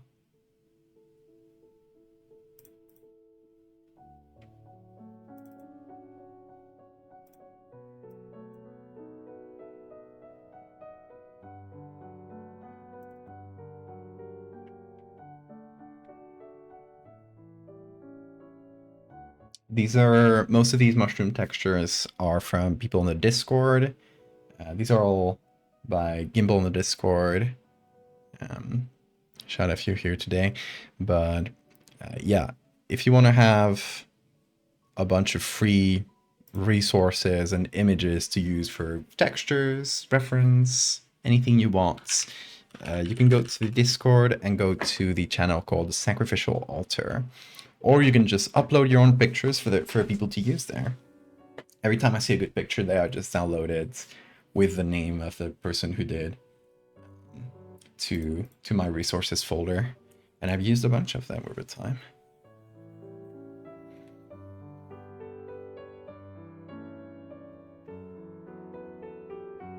Okay, let's start with this one. God, I'm gonna use my mouse to select this. I don't need a good selection. Just something small. Okay, so I'm gonna press F4 here. This turns it into a high pass texture. It's one of the actions I got set up for Photoshop. Now, you can just put this anywhere and it becomes a little texture that gets applied on top while respecting the lighting below. So that's pretty important, obviously. So this one feels caved in, which I liked. This specific person, her face is going to be blurry because she's moving her head in the photo. So if we want a clear one, I think this one has a much clearer face.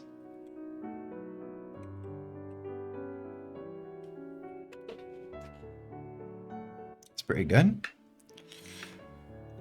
Okay, this one we're just going to add a texture and then blur it, so...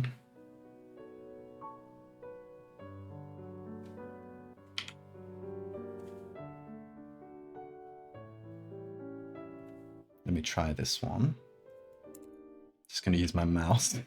My tablet is so unruly today.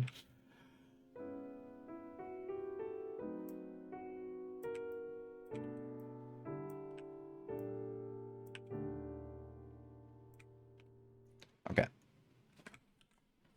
I'm gonna exaggerate it a little bit.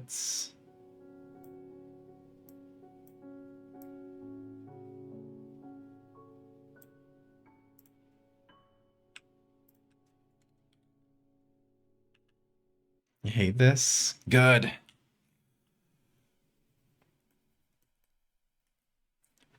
That's the goal.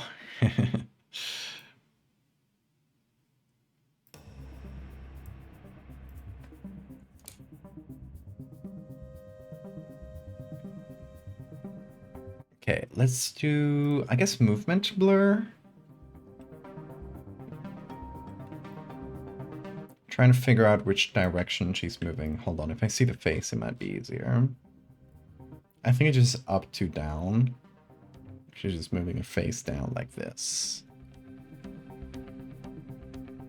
Although there are some, yeah. You can see a bit of the head here. It's kind of hard to tell. This one's also a little bit blurry. And this one's clearly up to down because you can see the shine in the eye moving down. This one's harder to see, but I feel like the light here near the nose, you can see it replicated here. So it should also be up to down.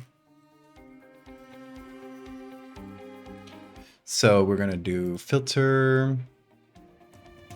Ooh, Bean, you're moving the camera. Get him in the shadows. Let's do just a normal motion blur, I think. Although I could do the more complex path blur, but I don't think that'll be necessary.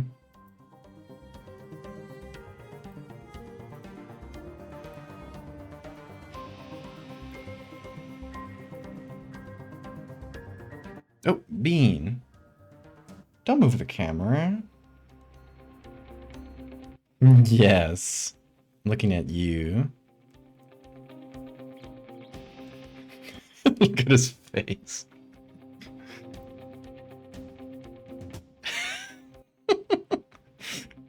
Oh, he's falling asleep.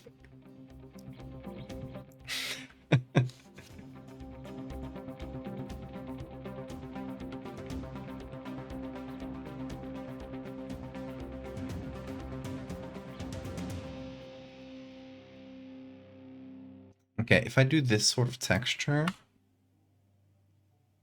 it might look better. It's already like moving down, so it goes along with the blur a bit more.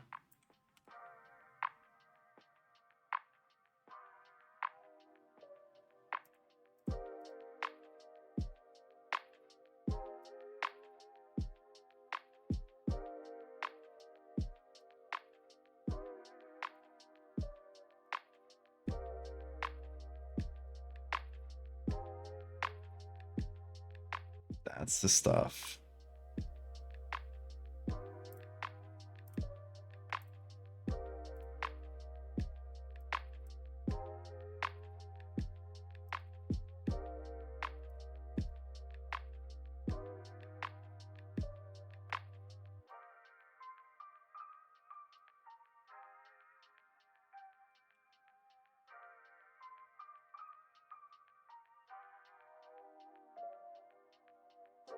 Looks angry? No. It's just the angle. He is chilling. He just kind of scrunched up against this wall here. Aren't you, Bean? Yes. So scrunchy. Oh, sorry, Bean. Just trying to set up the camera so everybody can gaze upon your eyes. Hey, Sora, welcome. Whoa! Big shake.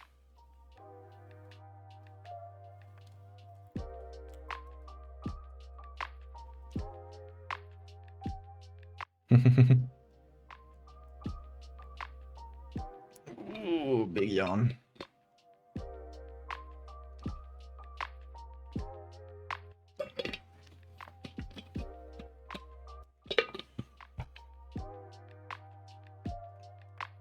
What's up, Bean? Sora, remember to put your points into the challenge. Your points are needed. Your treasure trove.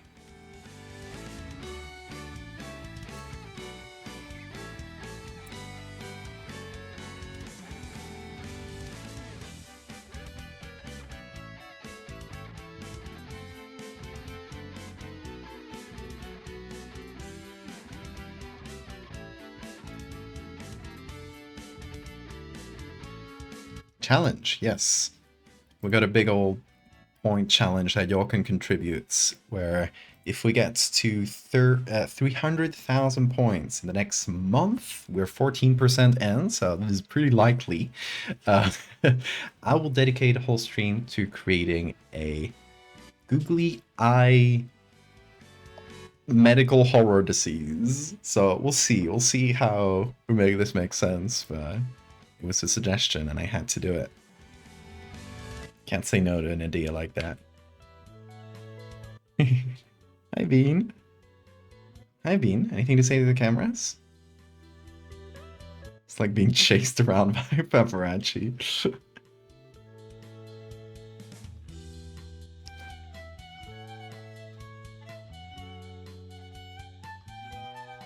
Hello, Bean. I'm patting his ass. Doing the ass pats. He loves that. He loves being patted. Don't you? Yeah, you do.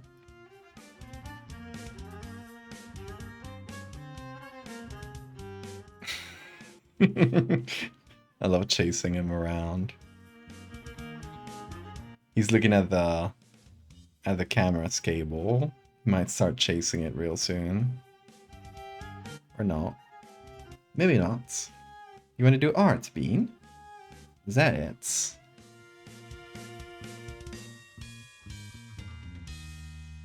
I'm afraid the art doesn't work really well today, Bean. The tablet's kind of busted. He does want to do art. He's like, give me that. Give me that. I'm the artist now. Oh, I can't move my mouse. I'm sorry, Bean. I gotta remove this. Do you want to do art despite the limitations? Is that what you're saying? Okay. I will let you try, but I'm telling you right now, Bean, it might just not work. Okay? Let's give you the biggest chance possible by filling the screen. And I'm gonna put this here. Does this work? Yeah, okay. You want that? You want that?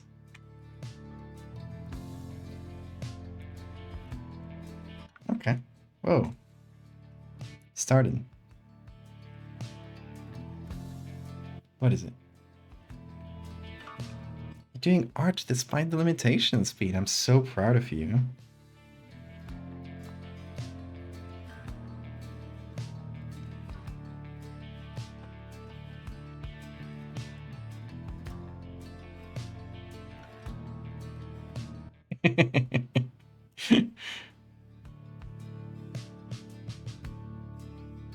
You can only use this little chunk.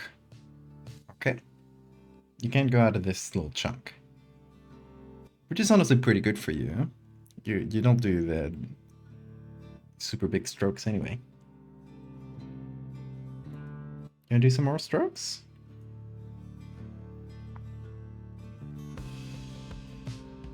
No? He's biding his time. He's looking at this really closely. Just trying to figure out the art he's gonna do. Googly eye disease caused by all the microplastics in our body collecting. I like that. I like that. I was thinking more for like normal googly eye. But something that just looks like googly eyes could be good.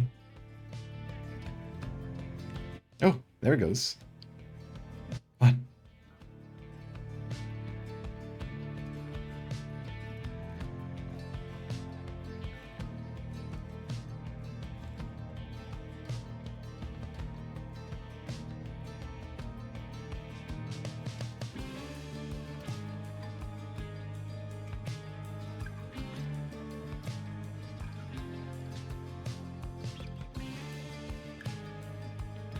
Bean, I thought you wanted to go art. You're not in the mood today, are you? Okay. That's fair. Big kiss. He just wants to watch over my art. But that's what he drew. An A and an I. Or IA, I guess. We'll keep this for you later, Bean, if you want to do art. If you want to finish this piece, if you get the inspiration striking again.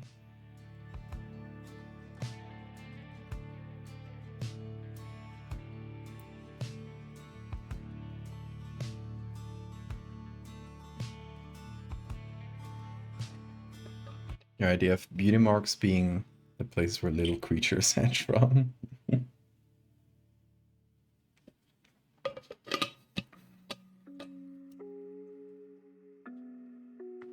Oh, what's up, Bean?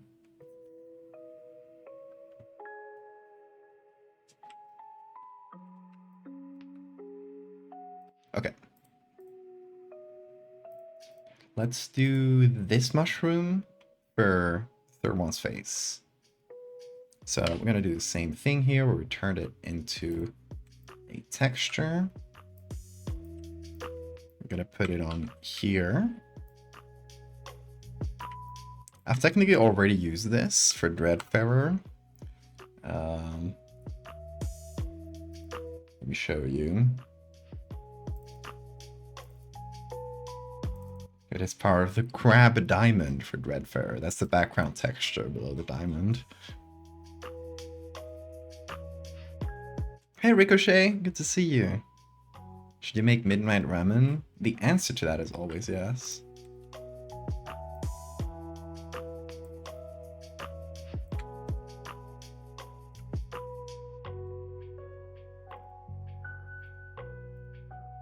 Oh, I just saw that when I went to get groceries the other day. They started selling the like the cup noodles brand in Spain, which I hadn't seen before now. Maybe it's only in that supermarket, but it's the first time I see it in Spain. So I got a couple, of course. It's like I'm living the college student lifestyle right now. I'm still financially recovering from the Japan trip, so I gotta eat cup noodles for a bit.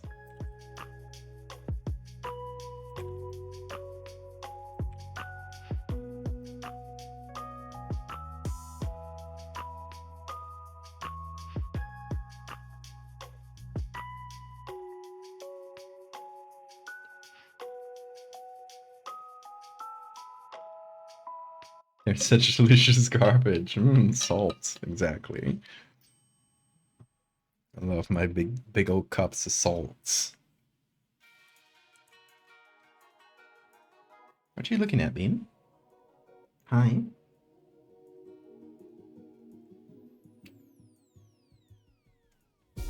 Kiss?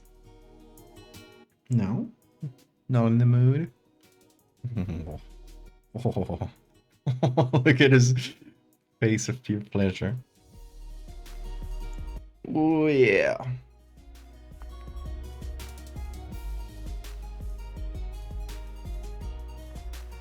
Also, oh shit, my birthday is this month. Not too long from now.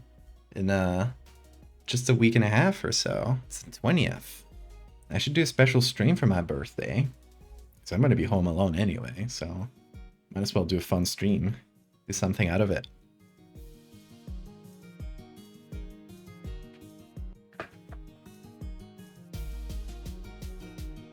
All your saved points. You gotta use your saved points for something. For a good cause, one might say. Whoa! Big sneeze. You good? Are you good? You okay? Yeah? Okay. Just a big sneeze. Picture of Bean's fur. I feel like that wouldn't be foldy enough. I should have used Morty while he was here. God damn it.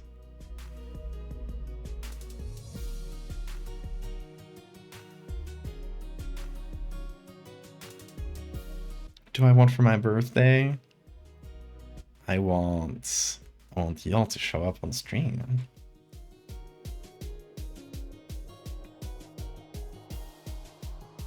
For whatever I do, I'll figure it out. Whoa, you're licking your asshole? I'm not gonna point the camera at him. Fully. The asshole licking is implied. Do you Aggie like last year? Oh, maybe. I'll be repeating a bit, but I'll think about it. It's an option.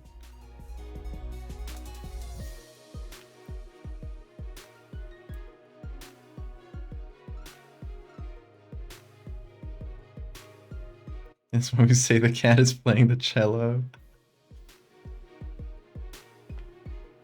And if you want to do birthday gifts, just do fan art of whichever story or piece of art I've done. That makes me very happy. Whoa, whoa, Bean, stop pressing buttons. He's sabotaging the stream. Okay, let's do motion blur as well.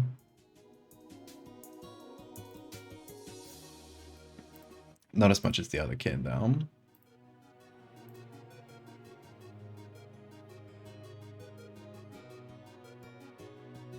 Teriel coming off? Yes! It's been a while since I've seen anything Terrio. We need to keep it alive. Don't let their love die.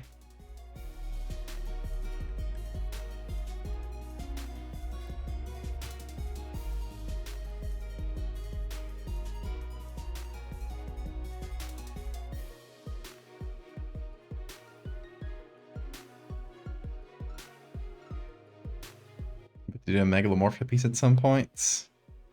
Nice.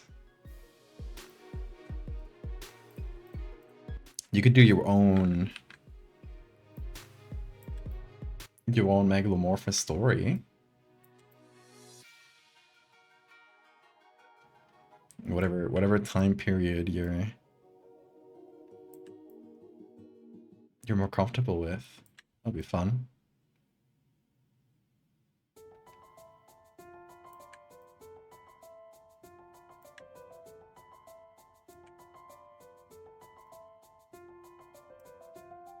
Bean is looking at the screen now. What is it, Bean? Are you looking at the mouse? Is that the mouse you're looking at? No. What are you looking at?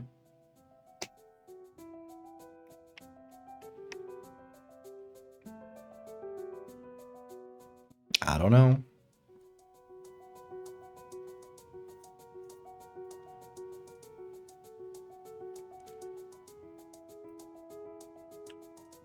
I'll play up the folk fae aspect of giant bugs. That's fun.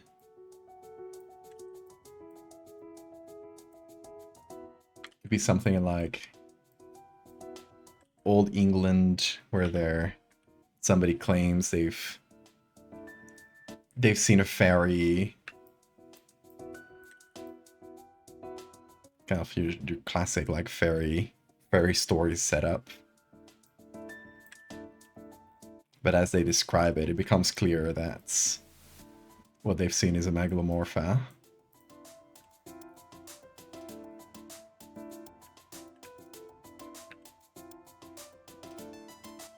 I like these folds because they sort of look like the holes in the face.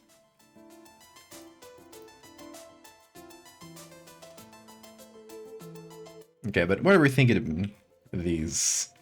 Should we just do like different textures for each of them? Should we do something a bit similar for everybody? Hey Wen, how are you doing? That was cool.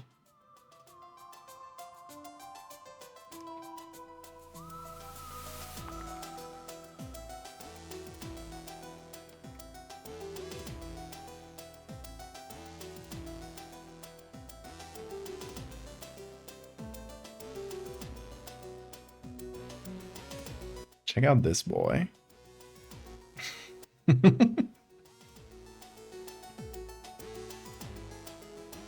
Anything to say to Chad Bean? It's not really focusing on him. Come on, focus on my boy, camera. There we go.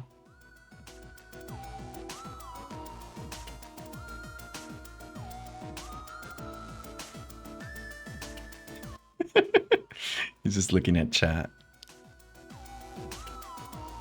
I love that the background just says King of the Monsters. King of the Monsters, and it's just Bean.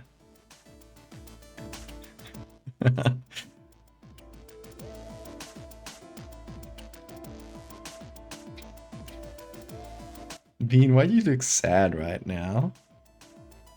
Are you sad? Are you sad, Bean? Don't be sad. Just don't. If you're ever feeling sad, just don't.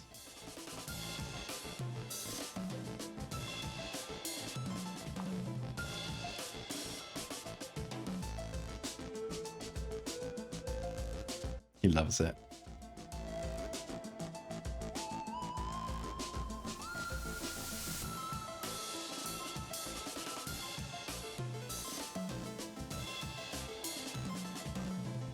Oh, good night, Welsh. Thanks for coming in.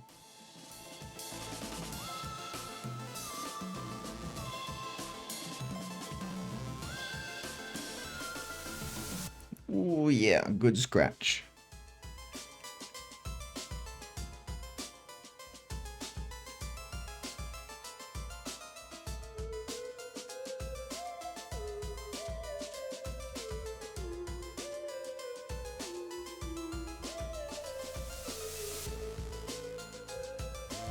I hope you all are enjoying the bean close-up time.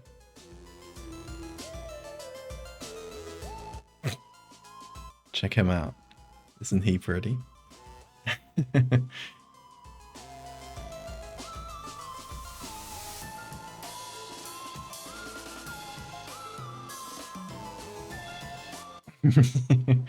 Bean is like, that's it? Is that all?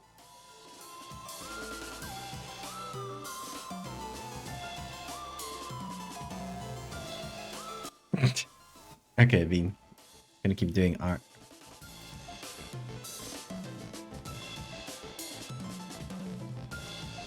Ooh, big yawn. Oh, are you going? No, he's just washing up. Just cleaning.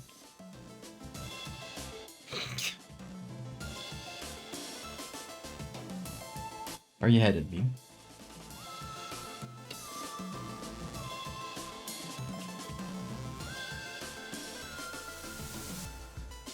No. No. You can't. No, you can't chase cables. I know what you're looking at. Just forget about it. Just forget about it. Look at me. Look at me.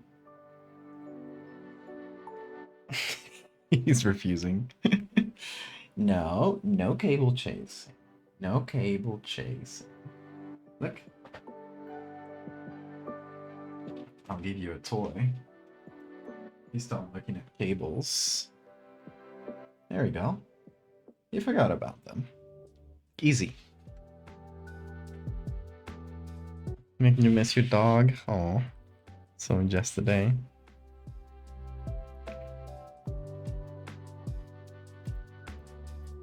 Shout outs to your dog.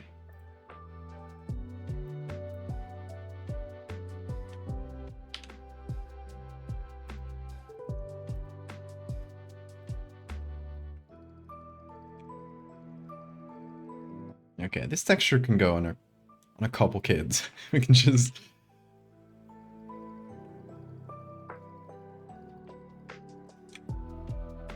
find a good spot like this.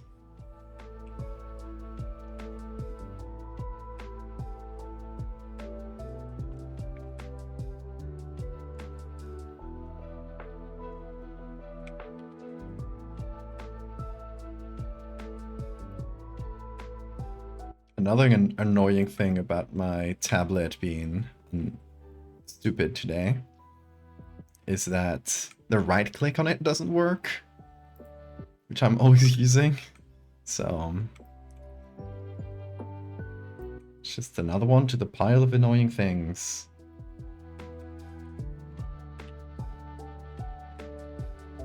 Good children share the texture.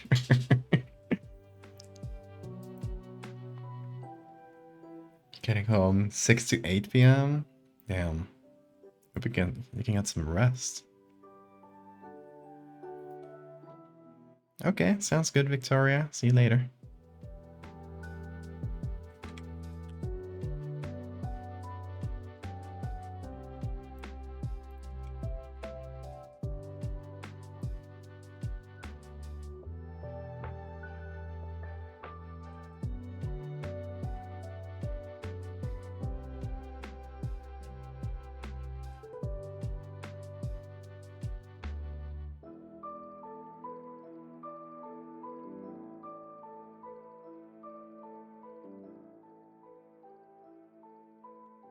Who else gets some texture?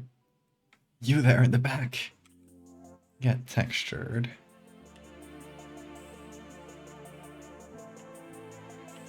Okay, then this is all getting a bit of a blur, I think.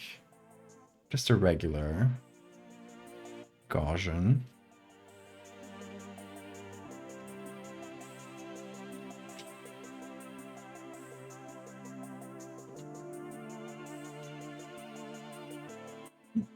Dean, why are you lying down like in the corner of your bed? You got a full bed.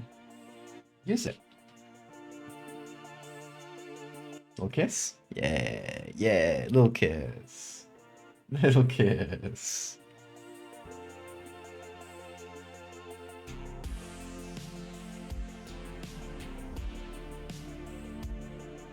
Oh, are you going? You just coming in for attention? Oh yeah, he is. He always is. Wanna hop on? Hop on. Come on. Shoulders? Come on. Come on. You can't have him push you up every time. He's like asking, but... Come on. One hand. Two hands. Always gotta push his ass. Come on. Okay, sit down. Sit down. Good boy. Yes. Here's a treat. Here's a treat. For pushing your ass up. Kinda.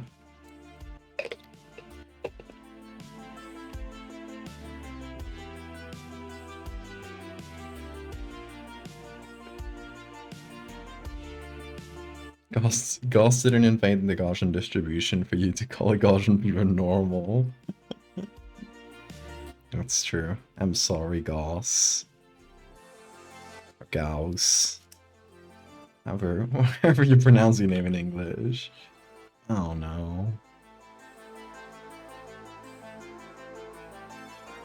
Also, Bean, your hair. Always getting in my nose somehow. How do you do it? I guess I keep kissing you, so. You need to train your kitty, it's so fun.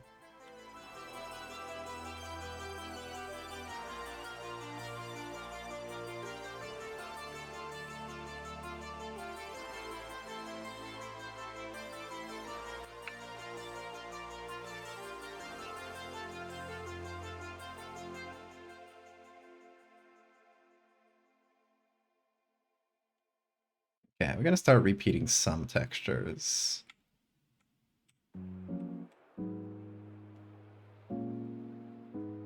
At least, you know, it doesn't have to be the same part of the textures, but... Boom, big jump. Goodbye, Bean. Oh, he's bringing... Yeah. I think he might want to bring his toy here to play fetch. I'm an acquired. Nice. Enjoy.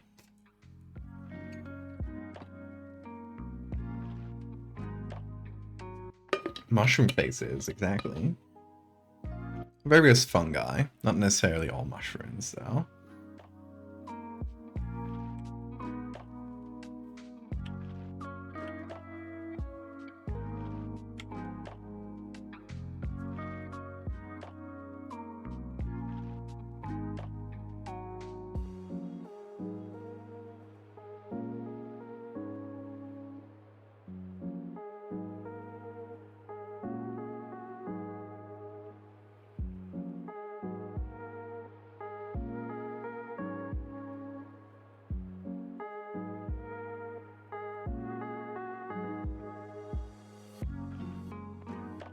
Get folded, nerd.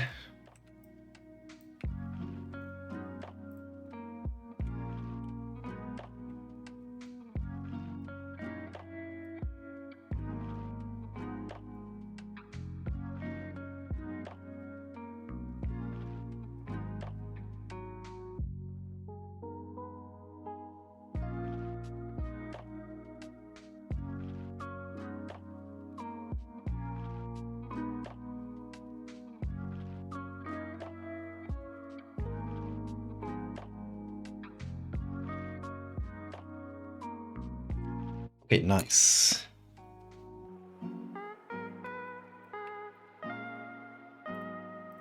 More fungi. We're gonna need more fungus textures, to be honest. Let me see what I got. Mushrooms. I got this one. That's pretty good.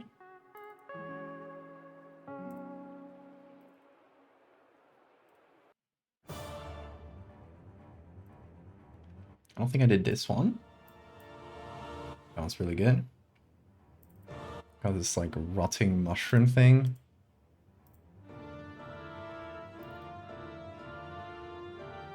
Not sure. Okay, let me use these ones for now.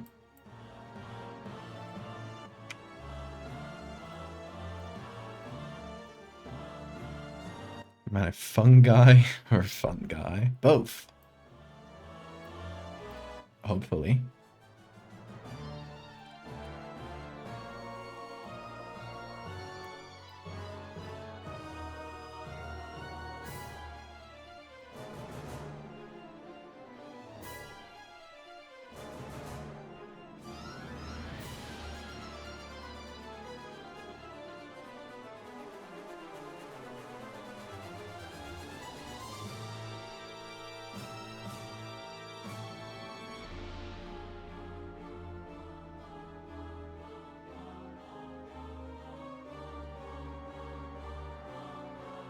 That one's good.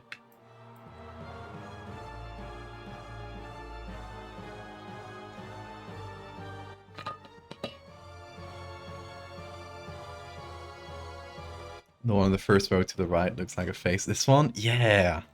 I try to line it up to make it slightly face-like. I'm glad it works.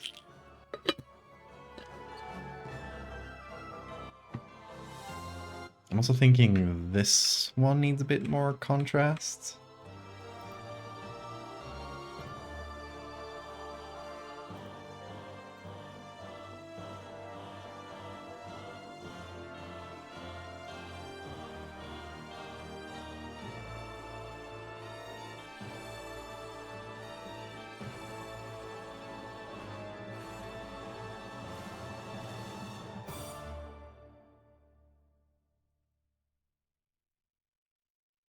Like, these dark parts are really hard to use as a texture, I think. So maybe if I try to use these? Not sure yet.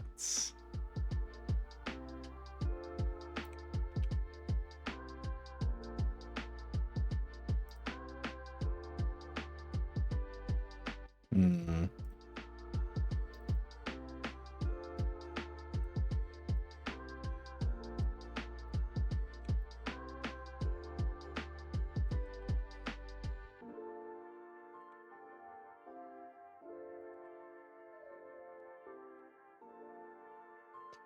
Not sure.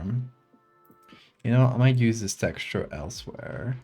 This kid, and then change. Basically exchange them.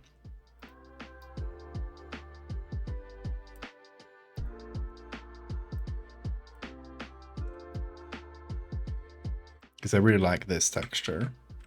It's like a big rift in the face.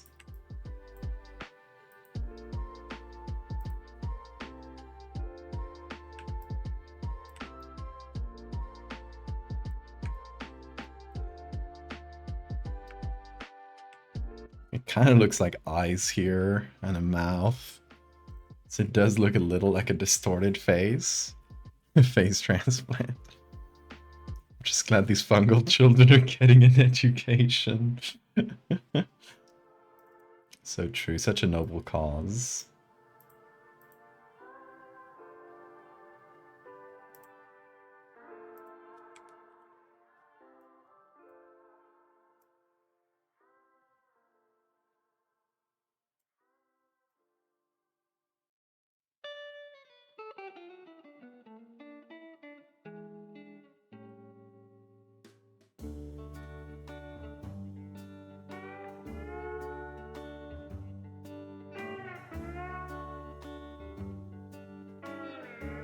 There we go. It's a better face for this one.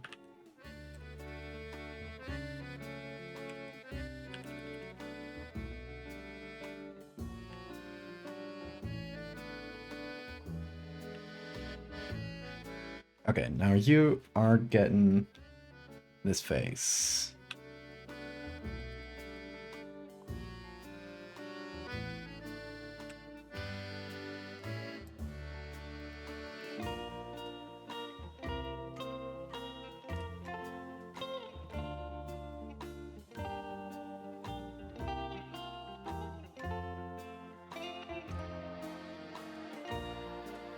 Oh yeah, this one needs a bit of motion blur.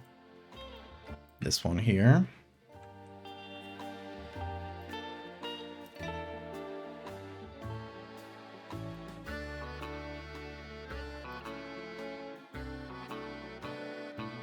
Wow, this one doesn't need motion blur.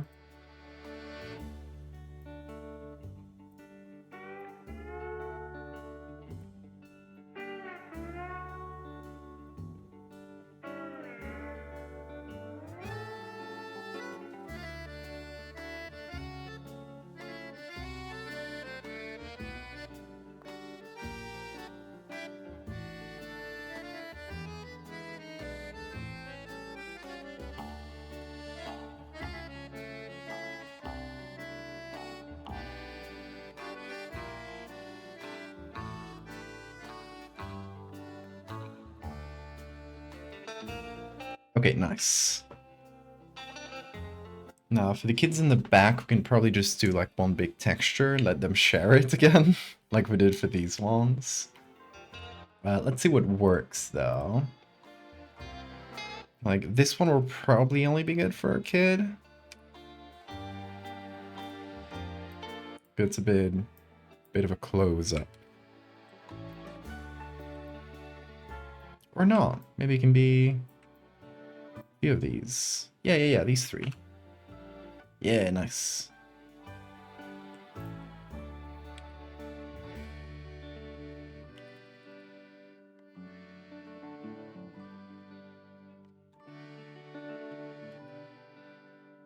You three get one face, you gotta share it. No complaining.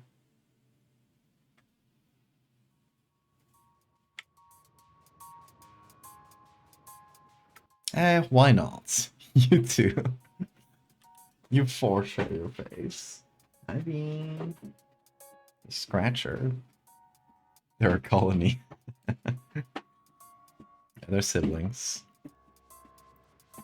They came from the same mushroom.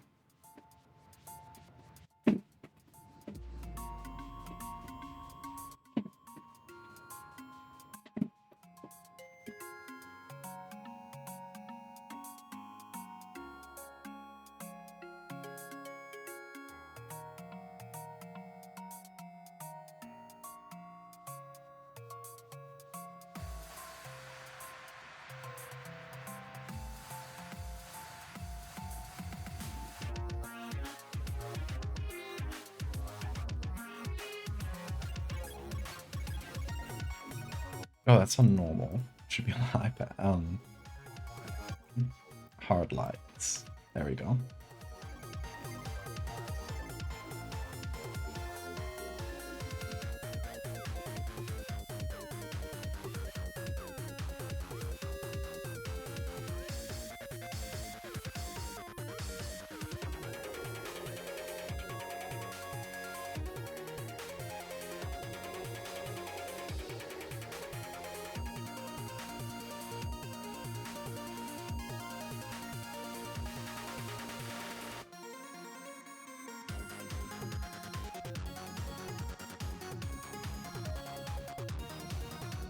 Okay, Anna, thanks so much for coming. Have a great night. Hope that was a good ramen.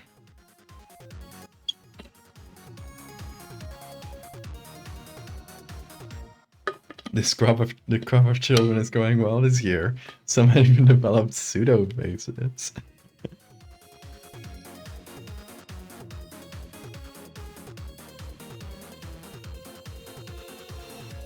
Have we done these? Yes, we have. Oh, there are some other textures we could use here. Okay, that is this texture.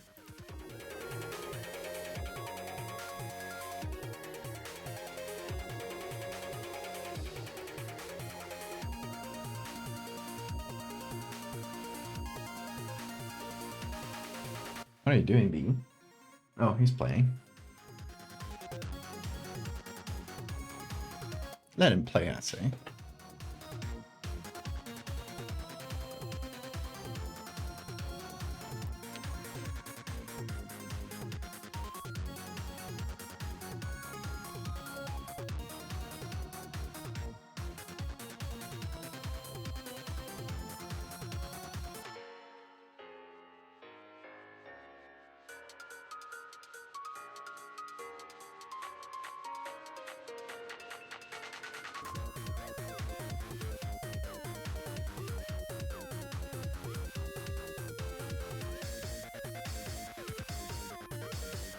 This one is starting to develop a face, which is pretty funny.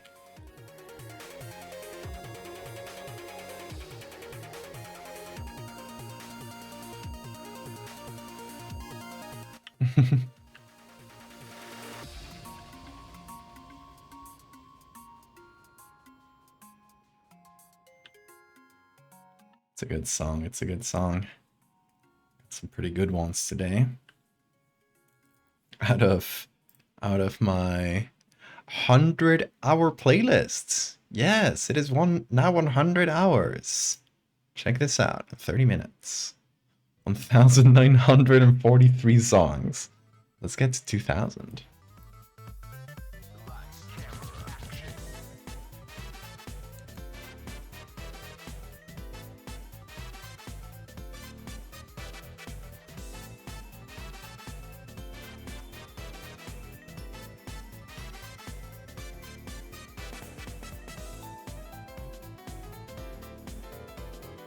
Let's see how many kids we can infect with this one. Okay, this one works pretty well for the ones in the back.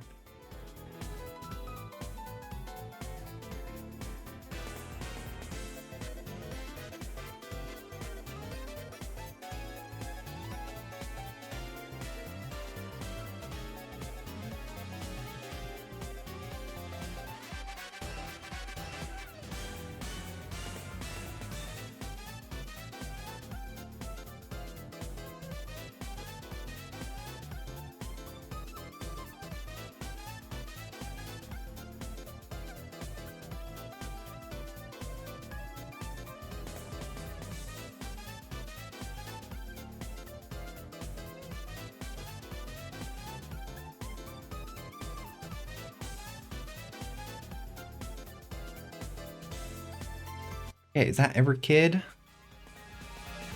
Oh, no. Missing one. You! Hiding in the back. How dare you?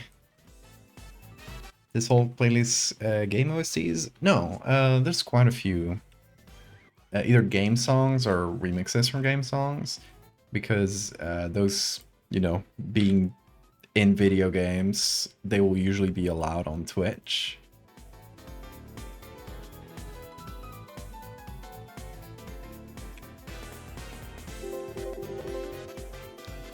Hey! Come Quaticus, is that how you'd say it? Thank you so much for the raid. Welcome, folks. We're doing Creepy Children. Sandwich raid. Welcome, folks. How was your stream? What were you doing or playing?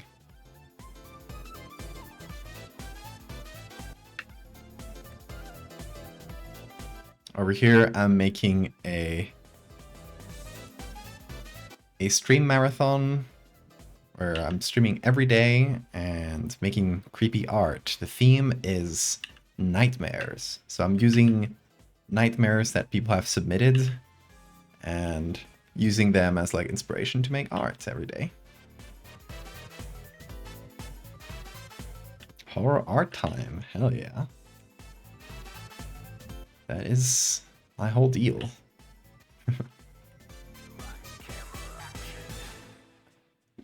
Bean, don't try to chase it. You see that? He tried to attack my cryptids and my alien. That's not a toy. Don't do that. I might have to remove them if you do that. Here. I'll distract him. Oh, for the raiders. That is Bean. There he is. This cat. the darkness.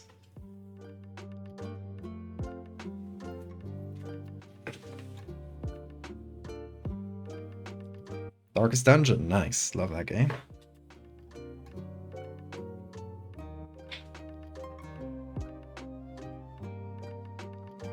Teach Bean a trick. Okay, let's see. Let's see if he's receptive to it. Bean. You might see it on camera. Okay. Look up the camera. Bean. Jump. No? Please, if you jump. Come on.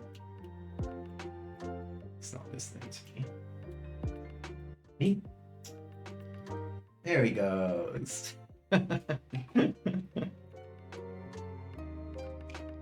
Very good.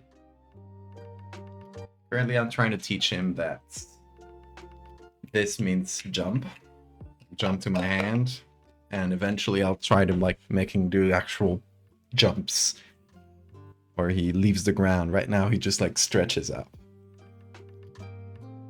Thank you, Zwan. I really appreciate that.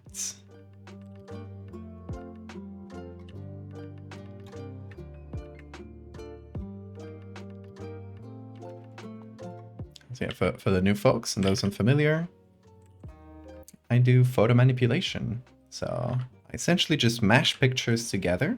There's a bit of drawing in it, but it always uses like images as a base or images as a texture. And so the end goal is to have like a result that feels realistic to at least to the first glance, you know? And that way you can do horror that feels real for a second, which really heightens the horror. And also my tablet is kind of busted today. I know it's an error that could be easily fixed by restarting my computer, but I don't want to end the stream for that. So I am using a tablet that's not collaborating with me today, but that's fine. It's an extra challenge. Who doesn't like an extra challenge? Maybe. What I saw every time I had to do normal report in high school. That is exactly the vibe. It is a mixture of those nightmares where you go back to school and the nightmares where people's faces start getting distorted or people start looking wrong. So that is exactly the vibe. Okay, I think we got it. We got every face. Oh, no, we didn't. Shit, I keep forgetting. Still one child left. Let's use this texture again. Because it has a lot of good little textures in it. And this one.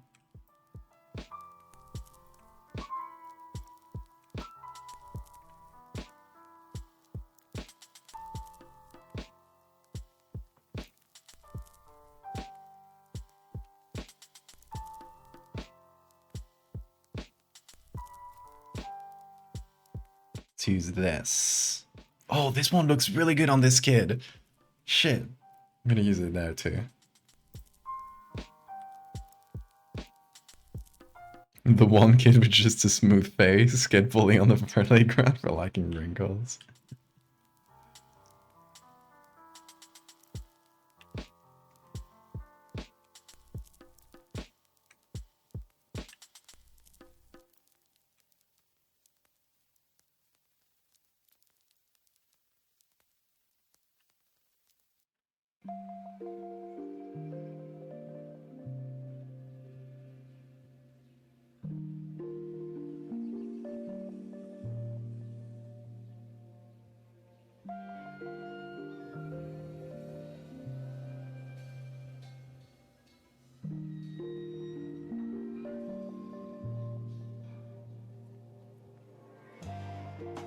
Alright, here we go. Now every kid is accounted for, I believe. And one important thing we still need to do is sign this. So for the new folks, the way I sign my images is by hiding this symbol somewhere within the image itself. So what I'm gonna do is do a copy of this, put it sideways,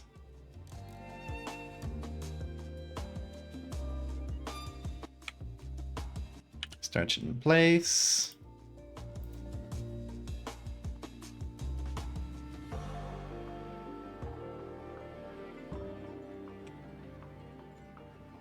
then do this.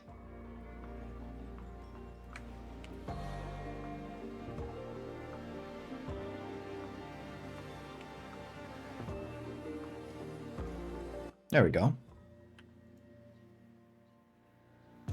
Assigned phase by Val. One day Val is gonna forget he's not using Photoshop. He hallucinates during a stream because he's creating IRL body horror.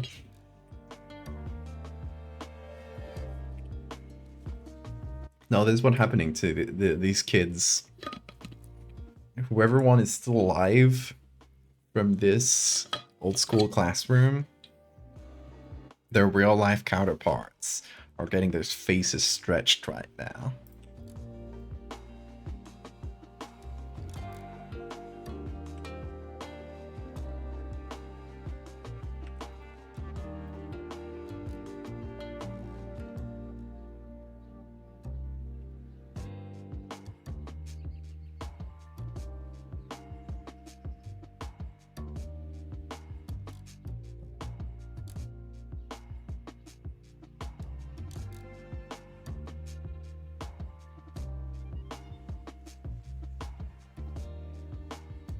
I learned recently about the Valdevia indigenous people in Chile. Yes, there's a place in Chile called Valdevia with an I, and up to fairly recently, if you Googled Valdevia, instead of getting my arts, Google will say like, "Are you talking about Valdevia, the place?" I was like, "No, let people Google my name." Now it works, unless it's changed again, but now the problem with Google is that it keeps assigning my name to different people who are not me.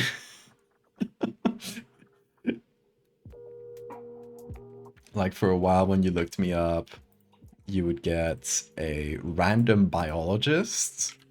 Then I tried to make Google change it because I didn't want this like random biologist to appear on my Google search for his own career than anything. Then it changed to a politician and then a singer. And now I think it's nothing again. If you look my name, hold on. Let's see what you get.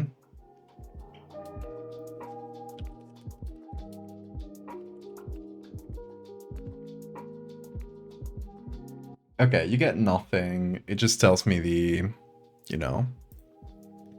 position of my own website because I got it plugged into Google. So it tells me like, oh, your website appeared in the first place when you look up my name, which is like, yeah, hopefully. But it used to tell you like here on the corner, it said Eduardo Valdés-hevia, singer, and it tells you some random songs of a guy whose name is maybe Eduardo Valdés or something, like who has a similar name to me, but Google would keep confusing them for me because they wanted to put one of these little things next to my name, but it couldn't figure out who I was. So, really funny stuff. Let's Google this biologist. Oh god, what did he do? No, it was a congressman in which country it was? It wasn't Venezuela. It was Argentina. So yeah, it was like a random Argentinian politician who's called Eduardo Valdés. So it's close enough to my name, and yeah, people would get. Hold on. I think if you search Eduardo Valdés, no, not anymore, but if you search for Eduardo. Oh wait. It's still confusing me for the politician. If you search Eduardo Valdés, it says Eduardo valdés-hevia, which is not his name. That is, he's just Eduardo Felix Valdés. That's his actual Wikipedia article. And it gives you his face. But okay, so it does lead to his actual social media. At some point, if you looked this politician up, you would get my face, like my profile pic with the mushrooms. Comiquaticus, thank you for the follow. Drop the kids off at the Eldritch Full party. No, you're good. You just had a stream. You need to stretch your legs, rest up. Thanks for the raid and have a good one. I was thinking like, yeah, I need to get a Wikipedia page so Google will have like an actual info source and will stop like confusing me for other people. But I do not know how to start a Wikipedia page. I do not know if I match like Wikipedia's notoriety standards, which is a whole thing. I don't really know how that works. So I did ask publicly at some point, like, hey, any Wikipedia editors follow me? But I got nothing. I didn't ask on Twitter though, because I didn't want like a million people to see that. 7.5. Thank you for the follow. Oh, you made this Twitch account just for this. Well, welcome. Welcome to Twitch and to my stream. The prompt for this one is those dreams, those nightmares where people look off, just like they start looking faceless, or their faces start being distorted. That plus those dreams where you go back to school.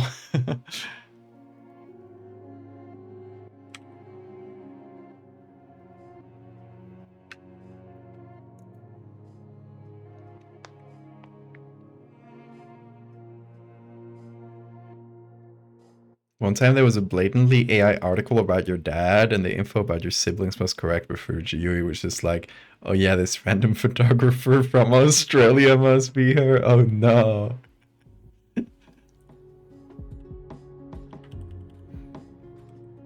Yeah, AI sucks. I'm glad that Spanish Google still doesn't have like the AI results thing. Because the EU has shown to be a lot more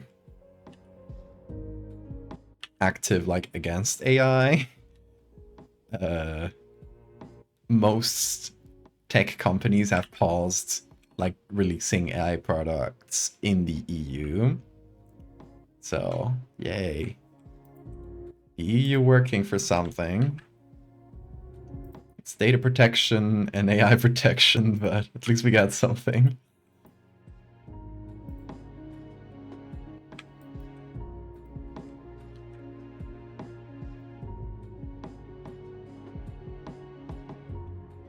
Could be this tool to help humans, and instead it's bad and it sucks. I mean, the helping humans part is still there. It's just not the stuff that's being hyped up. It's the stuff that's been there for years. Like, an L sheet on Photoshop for their generative AI shit, that sucks.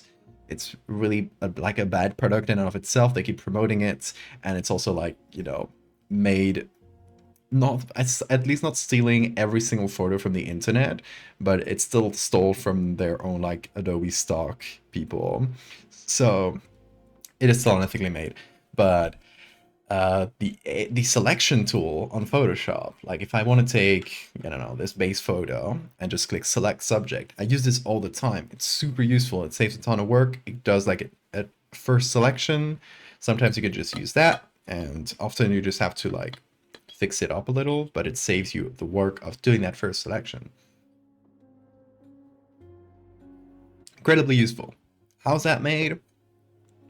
Same technology as AI. It's just not made unethically. It's made by taking a bunch of selections and a bunch of photos and just training like this photo is this selection, this photo is this selection, right? Pretty simple stuff. But that's not like fancy. That's not the glamorous part of AI that's getting ridiculous amounts in funding. To get this stupid amount of funding, you need to literally promise the world, promise that you're gonna change everything forever, which is stupid. Okay, I'm gonna crop this down, I think.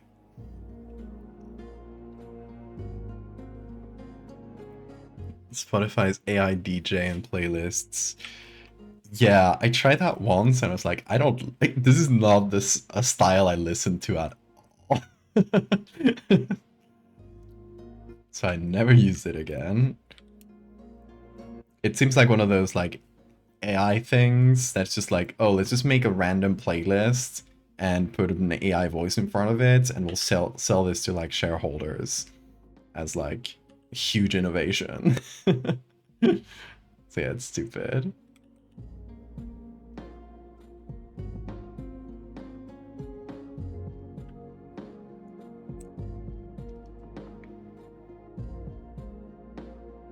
When thinking about your watermark being hidden in the piece, it gives me the thought that there's this world order that somehow is always involved. The secretive VA organization. AI facial recognition is also damn unethical. Yeah, you're talking about like the biases it has, right?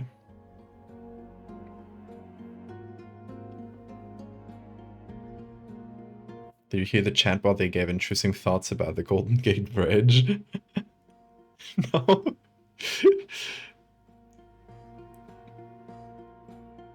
The voice generators have been around for ages. See Hatsune Miku, it's a corporate interest that has boosted these things into we don't have to pay voice actors, right? There is innovation in the sense that there's now like generative things, which are like generative voice things where you can clone a specific person's voice. Like that's the innovation. Because there's been like artificial voices for ages. Like just look at Siri and stuff. Like it's been there. The thing is that now you can use it to pay voice actors less. Woo, innovation. This is awful. I really hope all these people who are putting stupid amounts of money into AI, I wish them a very bankruptcy. I hope when the bubble bursts, and chances are it's bursting right now, you know, obviously with bubbles bursting, it's usually not as flashy as when they go up, but the bubble has is showing every sign of being bursting, and I hope people lose a bunch of money for betting for people losing their jobs.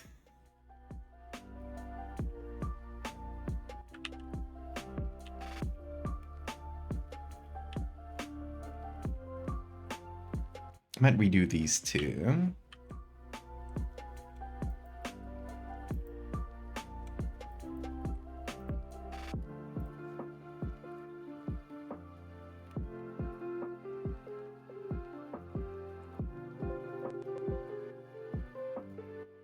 Funky! Whoever, if you're here in chat, thank you so much for getting the Patreon. This means somebody signed up to the Patreon. It's a weird message. I can't change it. The Patreon is currently in a little hiatus as I fix some stuff around. But you will get... So right now, it probably shouldn't charge you this month. I don't know how it'll work exactly, but don't worry. You'll get all your prizes. Thank you, Griffon. Yeah, it just uses like the Patreon username.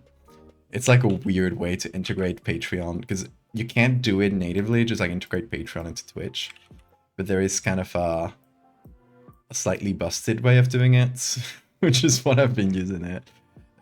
And that's why it says, has claimed mysterious postcards, when I would like it to say has signed up to the Patreon. But yeah, as long as it works.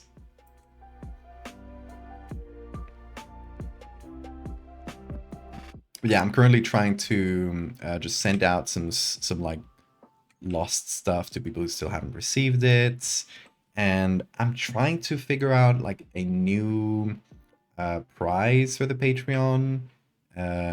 Still no promises. This is still like very much I'm looking into it, but you see that little Polaroid in the background there? Something like that, like fake Polaroids. But I gotta find a place that does them in bulk, and I've just not been really lucky with that. I've been asking around to a bunch of different places, and nobody really does it for me. So whenever I find that, and I get like the prices for that and the prizes for that, and just do all the numbers, the Patreon will be updated with some new stuff, hopefully.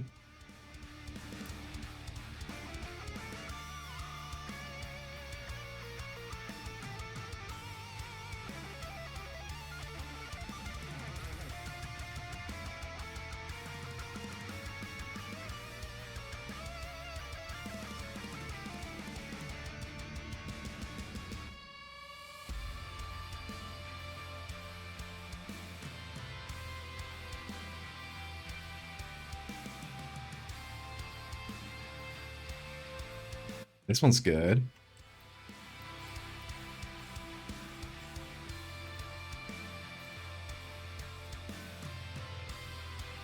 Although I might have to put it on twice. That's better.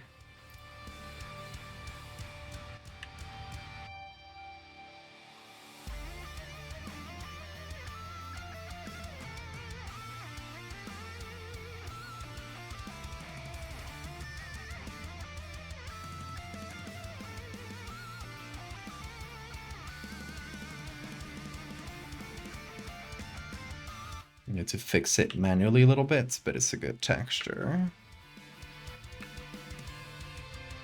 Also this one.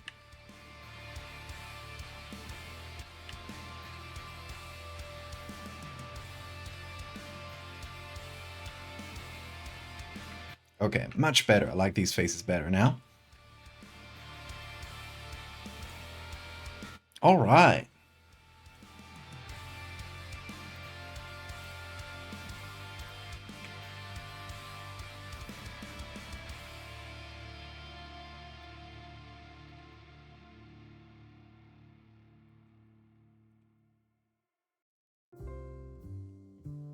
Make this bigger, I think, because most of the textures are a bit like thicker than this one. This one feels like very thin. Okay, that's better. Yeah, that's good. Got some good textures going on in here. I think I'm happy with all of them now. Hi, Bean. He's scratching up against my legs. Hello. Want to come over? You want to jump up? Are you sniffing the ground, looking for crumbs or something? I guess he's looking for crumbs. Thanks, Seven. Yeah, I'm happy with these.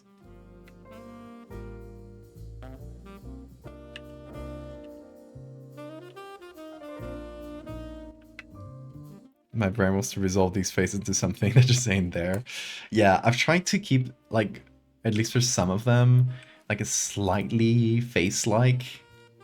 Like, you could kind of see, like, a bit of a face here.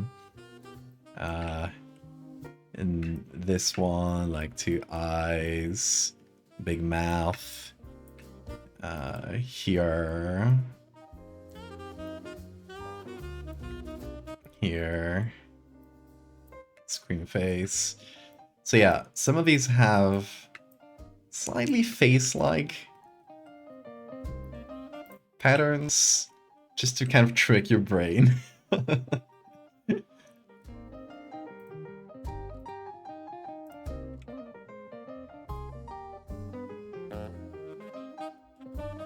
Okay, let's put these here into other pics. And what is this soft light layer? I don't need it.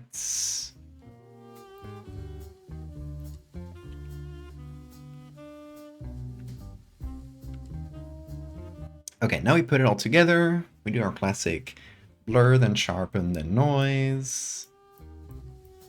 Just to bring every texture together. So, how much blur do we need? I essentially just add blur until the base photo. Oh, hello, Bean! Oh, my lovely boy. Okay, I add blur until the texture in the background starts losing detail. So I'm looking at the hair here. I'm just seeing like, okay, more than 1.5, it already starts losing quite a bit of detail. So let's keep that at 1.5. And for the sharpen, we want to go like about the same or slightly higher in this and just like re-add some sharpening, kind of undo some of that blur. But by doing that, by blurring and unblurring essentially, we've taken, if anything had like a bit too much detail, it just got crunched and then like the same level of detail got re-added to this, to the whole scene. So it helps like blend things together on a micro scale. And the grain, of course, since we've blurred, we've lost the original grain from the photo. But by adding grain to everything, including everything we've added, it also helps bring things together quite a bit. And if we make that grain bigger, we lose a little bit of definition, but it also adds some interesting texture to it. So, especially for like old pictures, you can get away with a lot of grain. So I want to go pretty dark, add vignettes, high contrast.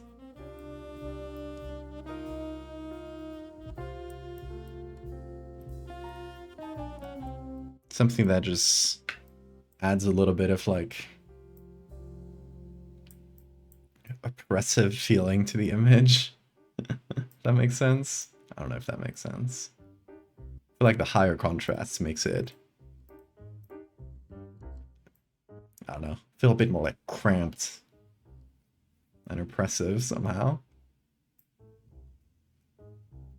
Thank you for the save reminder too. I don't think I've saved since the beginning of the stream probably. Whoops. I mean.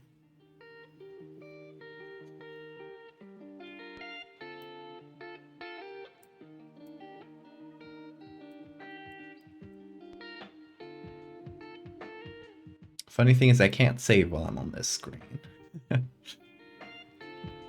So I just gotta remember when I leave it. Okay, that's also usually where we play with the colors, but there are no colors here. Now we can save. Yay. Sometimes it do be like that.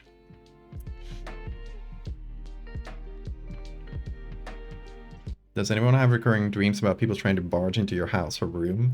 I've had that when I talked about it yesterday. When I had sleep paralysis, like one of the few times I had sleep paralysis, it was like someone trying to get into my house. Like started with like a normal ring in the doorbell, but then they were trying to get in and banging on the doors, climbing on the windows and banging on them. It was really scary.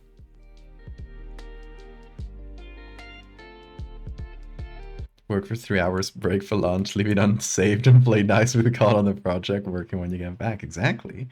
That's how you do it, baby.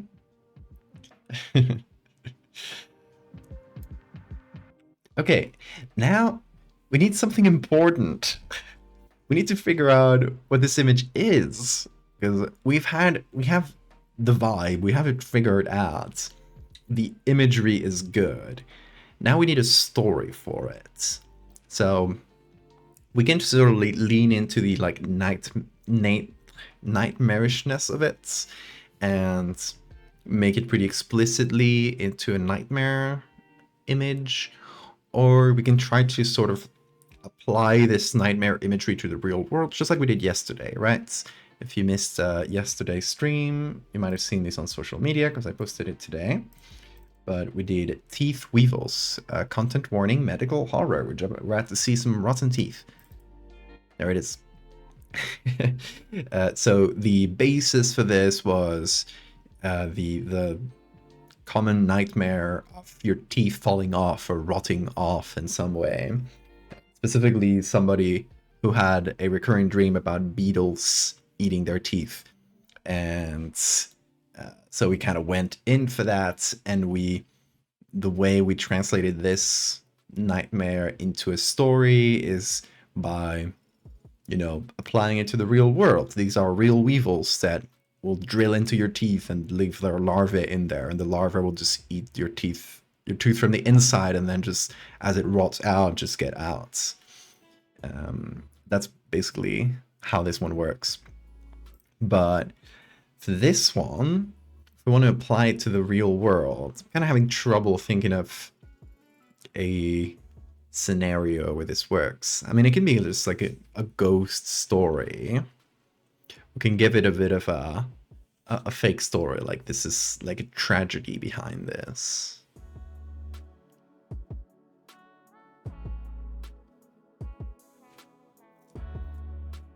You have recurring dreams about people trying to hold the door closed as people try to barge in. That sounds scary. Sometimes they're people I know, sometimes they're not. Ugh.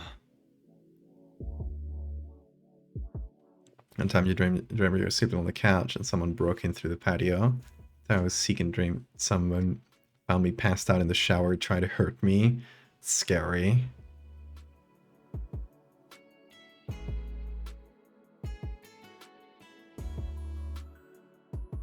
Came to school, all the students were like this again. SMH.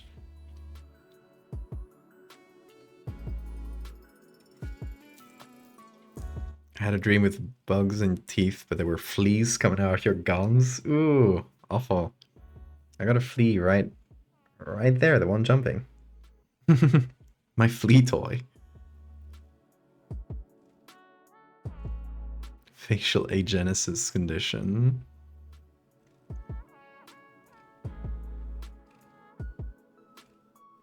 You're hit by a spray of boiling oil. Oh my god, it sounds awful.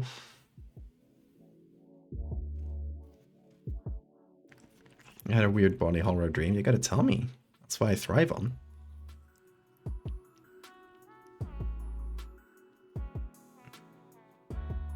I love that Bean has basically fallen asleep on my hand. He's so comfy right now. He's purring. He's not asleep. He's awake, but he's so comfy. Yes, you are. Oh, yes.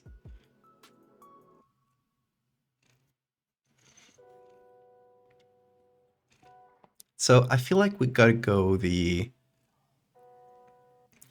the direction of the falling body photo.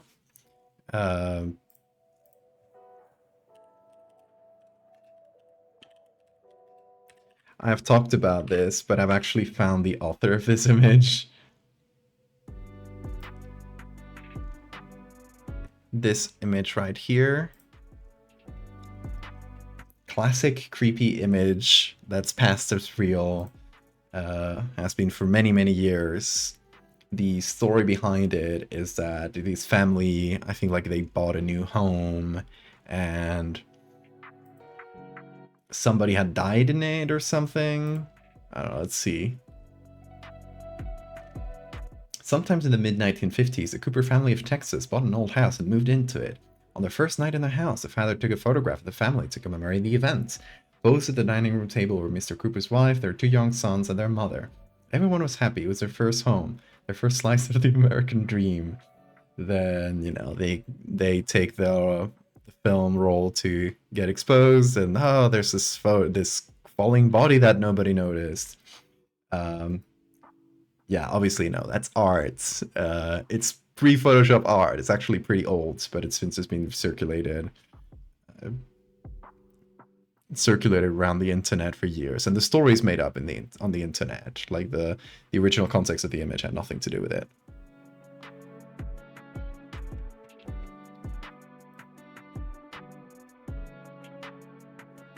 There was also the nightmare where my pee was gelatin. That is body horror.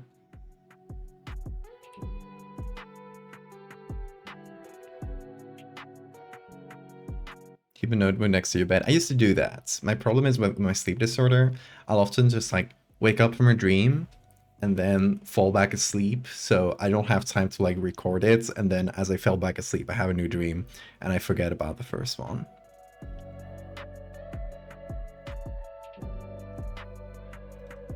It was a strange disease type thing where someone's pupils would get massive and pop like blisters. Ooh. And the eyes would also get like really gross and full of pus. That's a fun one. I like that.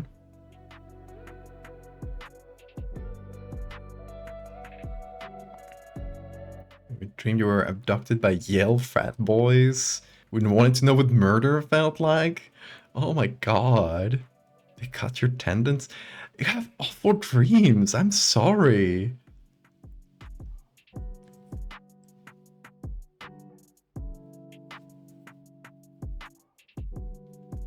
The gelatin pea dream is actually mortifying. One of the most terrifying dreams I can remember. I mean, I would be scared if that happened in real life.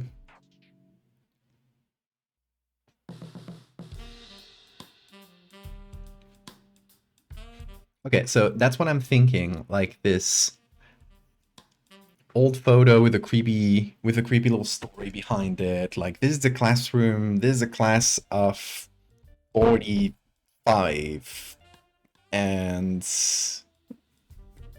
I guess maybe 48. I don't want to make it into a World War II thing. Yeah, this is the class of 1948. They all disappeared under mysterious circumstances. Something like that. I feel like that's the angle.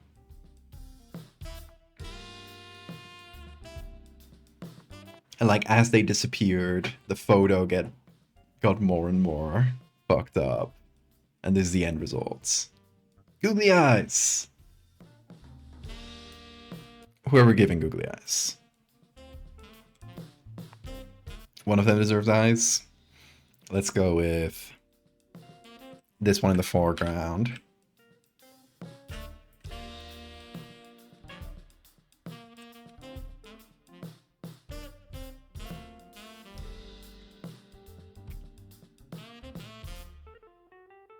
And hold on, this needs motion blur. There we go. Just shaking around like this.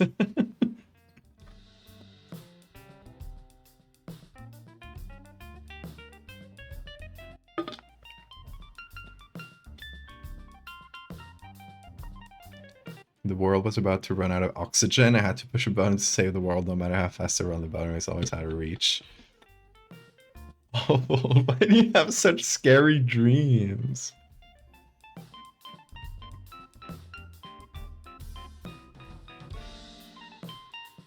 Your grandma lunging at you FNAF jump scare style and biting your neck? Oh my god. Turbo Granny. The class of 48 was next to the metal factory that exploded at recess. I feel like it has to be something where they took this picture. Okay. Here's something. They took this picture before going on their class trip or like a visit to some museum or something. And on the way, the bus just vanished. And when the school photographer went to like develop the image, he found this. Like it looked normal when he took the photo, but it's one of those things that only shows up in the photo. Kind of a dark omen that was caught too late. Something like that. But the kids had already disappeared. They were never heard from again. How about that? I feel like that's the angle, like some sort of ghost story type thing.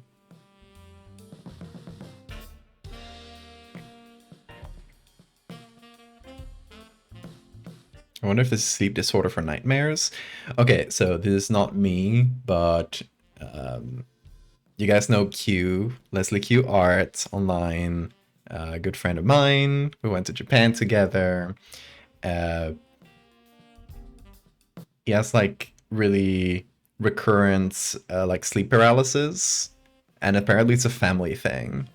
So he keeps getting sleep paralysis and scary visions and stuff. And apparently, like, everybody in their family has had it in their 20s. So maybe that's a single case. So I can't draw like wide range conclusions about it. But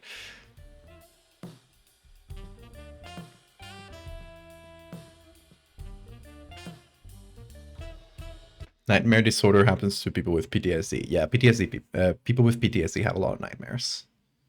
That's a pretty common one.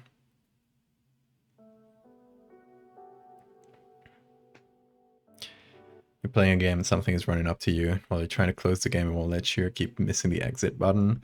I don't really have nightmare or dreams where I play games like in the dream, but I have a lot, especially when I'm like actively playing through a game, I'll have a lot of dreams that just have the mechanics of the game, even if it's like nothing related to the game itself, but it like, if that makes sense, you can like only do things that you would be able to do in the game. Like it has the logic, the internal logic and the mechanics of it. Does that make sense? You guys get that too?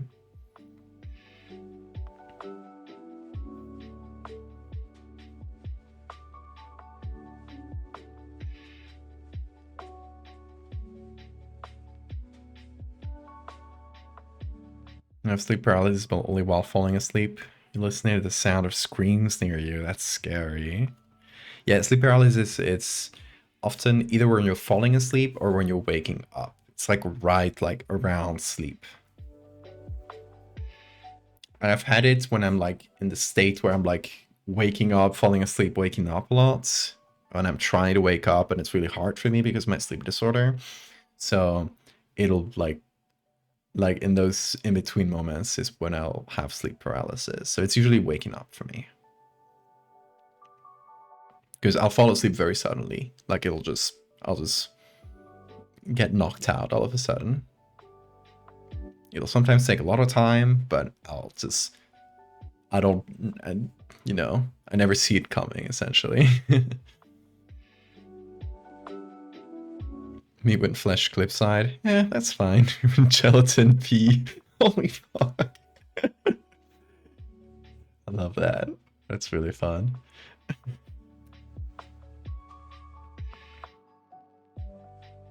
Your sleep apnea is to give you sleep paralysis. Interesting. That makes sense. Because you're constantly like falling asleep and waking up. Your pillow is covered in spiders. Ah. Oh. The dreams vary from certain genres. One night it's fantasy dragon. It's a weird apocalyptic scenario. I have a lot of dreams that are just like, yeah, in a fantasy genre or in a sci-fi thing, or you know, that exist like within genres and tropes.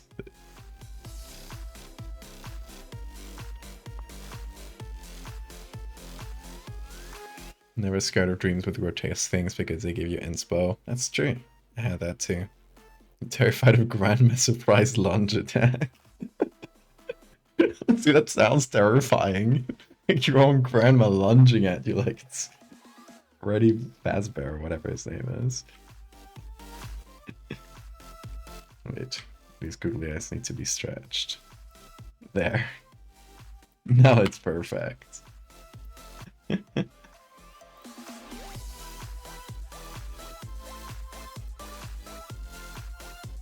Beautiful.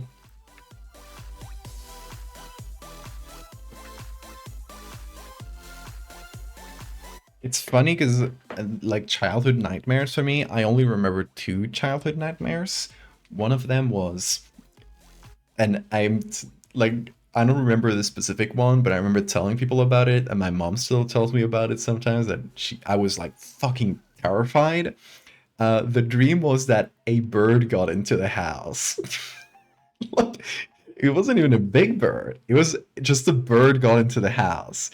And I was a kid. I woke up like screaming and went to my mom and just cried, like just absolutely terrified child because of a bird got into the house dream. That was really funny.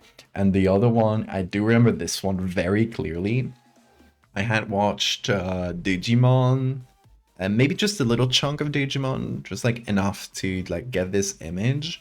But there was this Digimon, the guy, he was like a villain in one of the like first seasons, I think. He was like just a guy made of fire. But I remember having this very surreal dream where I'm just flying around this landscape, and suddenly there's like I come through to a huge volcano in the center, and the volcano starts erupting, and like this fire guy starts coming out, and I was mortified. I was so scared of that, so much that it's still in my brain, that image. Um, and it's because I watched Digimon for like 3 seconds.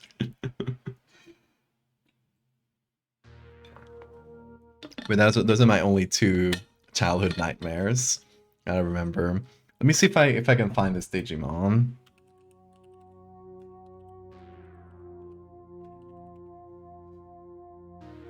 Meramon, this guy. This fucker here. This asshole. I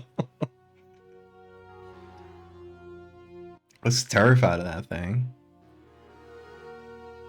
And later on, when I was a bit older, I did watch Digimon, like, you know, I did watch the whole show, or most of the show, and I was still terrified of this thing because of that nightmare. Alright, I gotta save it as a JPEG too.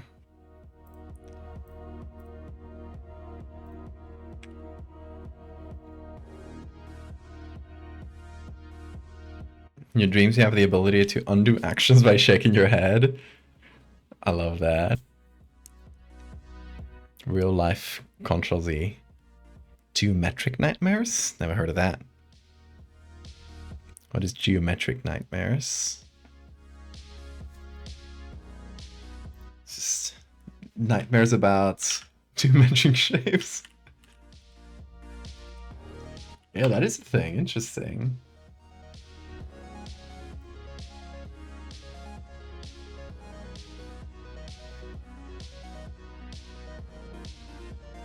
The most beautiful dream you had when you were 4. You were asleep in your parents' bed and dreamed you were flying. You fell from the sky and landed safely on the mattress. The bed wasn't in your parents' bedroom, it was floating on blue water. Oh, nice. You still remember that at 4? Interesting. It's really young.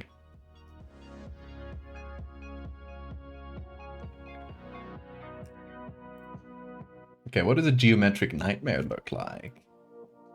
I'm seeing images of what people call this, like geometric nightmares, and it's like kind of just like trippy shapes.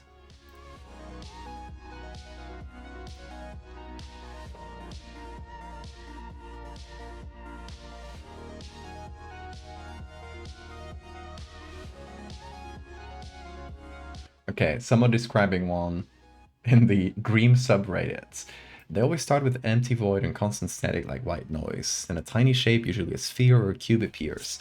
It slowly grows larger and larger, with the noise in the background getting louder, and me getting more and more anxious. It eventually covers almost my entire field of vision. I'm starting to have a full-on panic attack. I usually wake up shortly after this. Interesting. Is that a common thing? Vertical, like you were following a kaleidoscope. Interesting.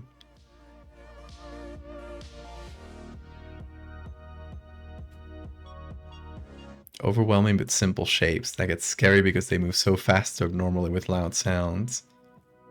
Huh. Is it like one of those like hypnagogic things you get like when you're falling asleep? You guys ever get like it's called a hypnagogic jerk? It's when you're like falling asleep and your brain is slowing down, and suddenly you get the sensation that you're falling and you just jerk awake. It's like so uncomfortable. That's really common. It's called the hypnagogic jerk. Hypnagogic is these like half dream, half reality hallucinations, like something that happens in between dreams and wakefulness. That's the name for that.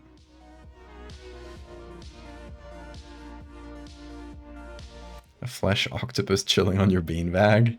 Hell yeah.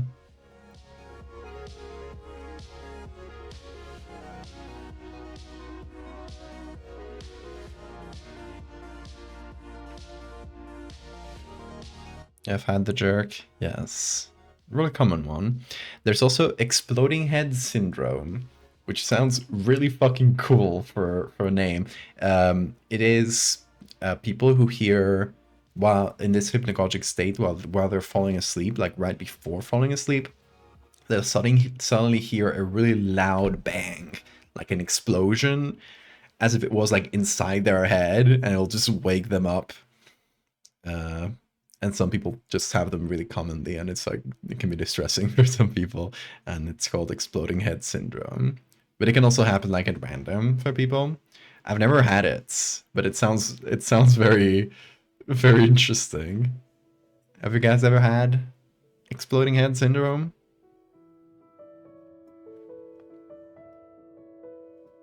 Sometimes when you're laid in bed and slowly start being unable to move, hard to force the move your head to unparalyze yourself. That is sleep paralysis, Siphon. Yep.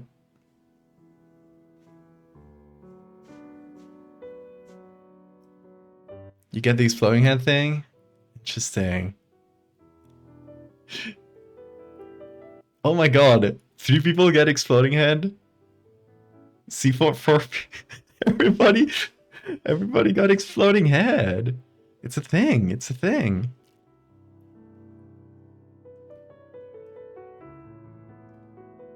You thought your cat was knocking things over. Oh my god, so many people got exploding head syndrome. It's only called exploding head syndrome, I think, if you get it like a lot. If it's like actually distressing your life. But that bang, that loud bang, is one of the hypnagogic hallucinations you can get next to like the falling, like the jerk, the suddenly ooh, you feel like you're tripped and you gotta like get yourself up. Sometimes your actual head explodes and you have to grow a new one. That's a different thing, don't worry. Everybody got exploding head, sounds like something for the office.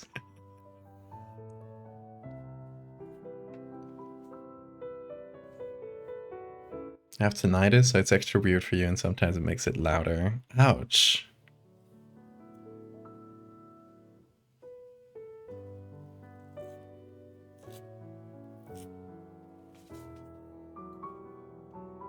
Don't know if you had exploding head or if it's just downstairs neighbors slamming their front door. If it's like right as you're falling asleep, it's likely exploding head syndrome. Like it's that specific moment. It's the same moment you get the falling sensation. It's just like another thing that can happen in the hypnagogic state. It's a really interesting state of consciousness because it's like right in between sleep and wakefulness.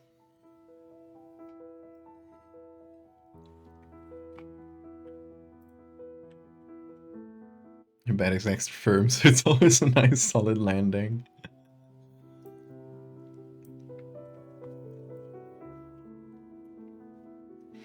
Oh, do you ever get... I get this when I'm like trying to fall asleep and I can't. And suddenly your brain starts trying to scare you. I get this relatively frequently because I got a lot of moments where I'm just trying to fall asleep because of my sleep disorder. So I'm just like waiting for sleep to come and I'm just laying in bed doing nothing.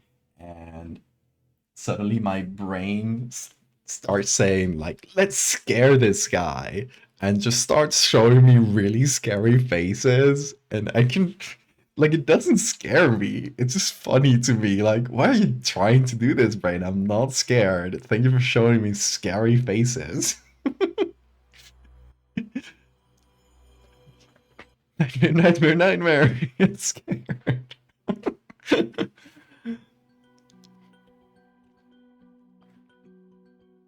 Call it your late night paranoia. That's also a thing that people get. You had it a couple times. Your brain is like, what is scary monster? Ooh, scary face.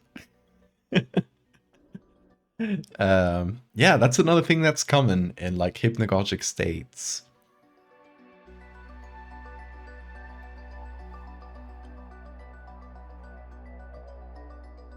Your brain just won't shut up sometimes when in that awkward state of still awake and waiting to sleep. So I don't know if you guys get this, but I got a constant inner voice. Like there are a few different ways like brains can work essentially, like thoughts can work. Some people just have like a train of thought, like this voice that's like very articulate and that's like thinking their thoughts in order. I get that. Some people get like a more disjointed voice that sometimes appears, sometimes disappears. Some people think purely in images and don't use their voice pretty much for anything. Some people think in like just like associations between concepts, like in a more abstract way. So yeah, there's a few ways, three different ways brains can work. I know, it's fucking weird. I thought everybody had the voice. A lot of people don't. But yeah, my voice cannot shut up. Like, it's constant. It even has like several tracks. Uh, like, when I'm obviously I can't experience it right now because when I'm speaking, my brain is like focused on that. But when I'm thinking, or especially when my thoughts are like maybe I'm laying in bed and my thoughts are a bit more free flowing, I'll often have like one track of language that's thinking a specific thing, and a second track that's thinking of a different thing, and they'll sometimes like jump back and forth and interact. But and then there's always a third track that's just music. I always have music stuck in my head. Fun fact about me: there's always like a snippet, a tiny bit of a song that's in the back of my head. If you ever like just ask me at a random moment, what song is stuck in your head? There's always going to be one. Except when I'm listening to music. That's why I listen to music a lot. Baldo, you have ADHD? Because that sound like ADHD. Maybe, possibly. Never gotten it checked, but I do have a lot of ADHD things, so it's likely. Anyway, when I'm about to fall asleep in this hypnagogic state, when my brain sometimes tries to scare me, I know it's coming, that my brain is gonna start acting silly because my voice starts getting distorted. It'll start just like changing pitch or getting slow or fast, and like it'll start like just like distorting in weird ways. I'm like, oh, my brain's about to act silly. It's about to try to scare me. You can't scare me, brain. Yes, a lot of people don't get the voice carry on. I was really surprised to learn this.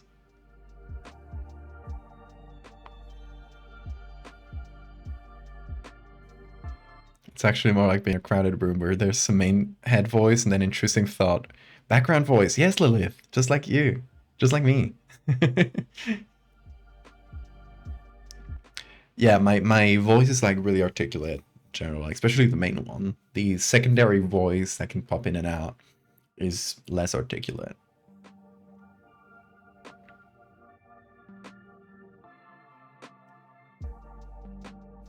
Yeah, most people can do several. Like most people can have a voice and think in images.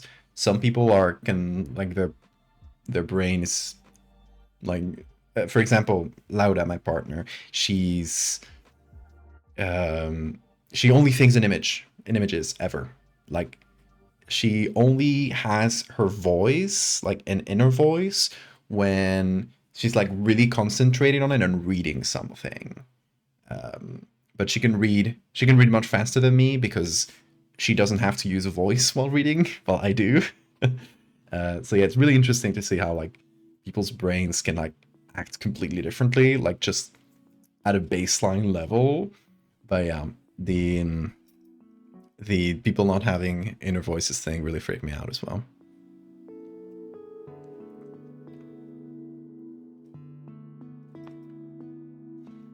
Aphantasia is when you don't have any, like your brain cannot like create images at all. Like you can't imagine images, if that makes sense.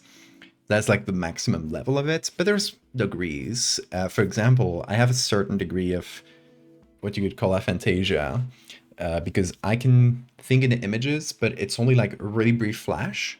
Like I can imagine a scene right now, or like the typical is like imagine an apple. What level of detail do you see it as? It's to me, it's not about level of detail. Like I'm imagining an apple right now, but it's just like a millisecond. I can't focus on it. It's just like the image is there, it's gone. You can't, if you try to like focus on the details, it's already gone. You can't think about the details. You can imagine another apple, but you can't hold that image, and I think it's related to my face blindness, because I can't like picture faces in my head. I can picture someone's face, and I can kind of see it for like just such a brief flash that I can't remember it. If I have to draw someone's face, I have to have a bunch of reference images of it.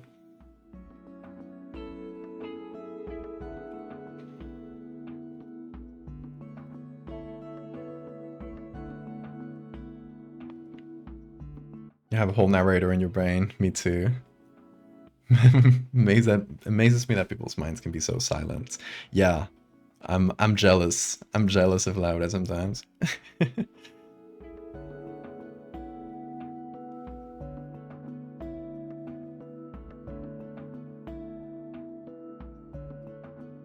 Tilting chat with my mind apples. No.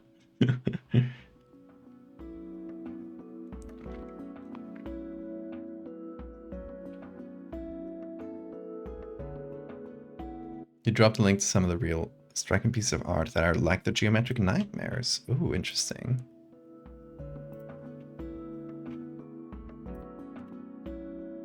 Oh. Oh wow, yeah, these are cool. Huh.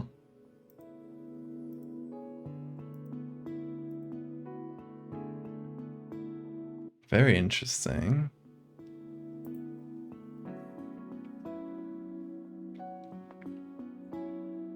Yes, Sora, I have exactly that. I'm glad I'm not the only one. Yeah, I can like picture an image just like for very, very brief moments. So brief that I can't take the time to focus on any part of it. It's just kind of there and gone. Which I think is why I'm pretty suited for like photo manipulation work, because when I'm imagining something, like when I was describing at the start of the stream, like the general shape I wanted this to have, like there's a crowd and there's people looking at you. I'm not thinking of any specific image. I'm just kind of thinking of the concepts, and maybe I have a flash in my head of like, yeah, this could look good, but it's just like there and gone. So I'm not like very tied to a specific mental image for the most part, and I can it it allows me to be a little bit more adaptable, I guess. I can just like, oh, I found this image of school kids, this works, and I can just like start working from there. Once I have an image in front of me, I don't have to like constantly picture something in my head. It's just there already.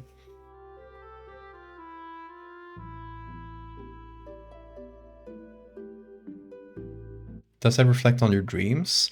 No, my dreams are pretty vivid. Um, like I can produce like images in my dreams, just not in my waking state. Being disemboweled in a dream. Oh my god.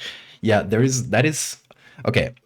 Vivisection, like people getting like disemboweled or getting caught up while awake, like or while conscious in nightmares is one of the most common ones I've seen in my list here.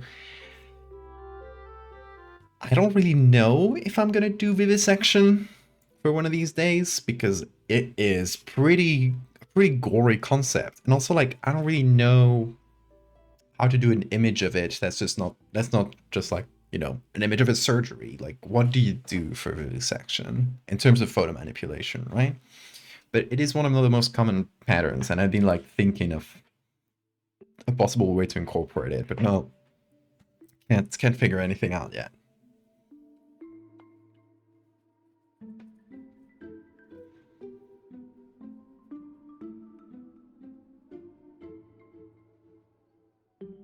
Your art teacher last year had you rotate cues in your minds. You can picture in exact rotations, but never in motion. It's unable to picture that level of complex detail. So it's actually pretty good at like 3D, like I'm pretty good at like conceptualizing 3D objects and seeing them in different angles. But I can take right now in my brain, I can take an object and sort of rotate it and I get like a few frames of it basically. It's like an old school video, we just get like different frames, it's gone. That's basically how it works for my brain.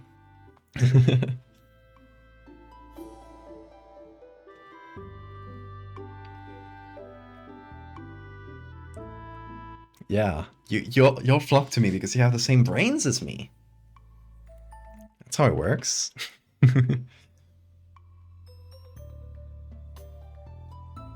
Vivisection from a humanoid robot's point of view.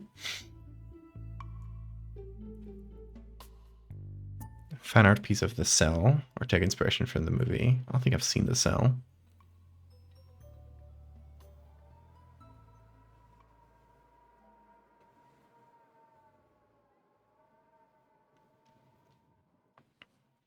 Yeah, I don't know. Vivisection is a hard one because I never want to be gory in my pieces. I want to show blood or stuff that's like too visceral, essentially. I want to do more classy body horror. And I know I just did like teeth with holes yesterday, but I feel like that's acceptable. There's no blood in it. It's to me, it's like more acceptable level of body horror.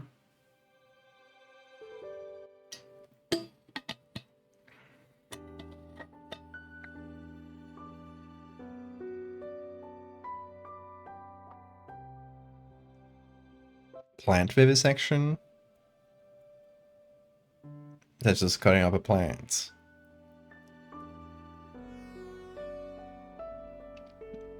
But the dream is like getting vivisected yourself, which is a pretty hard image to do.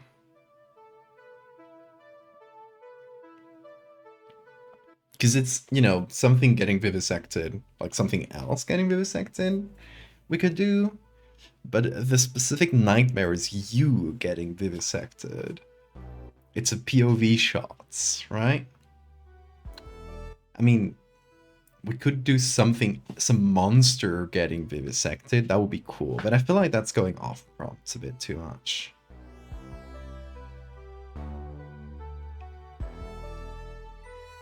Magician cutting a woman half tricks, but they forget to put them back together.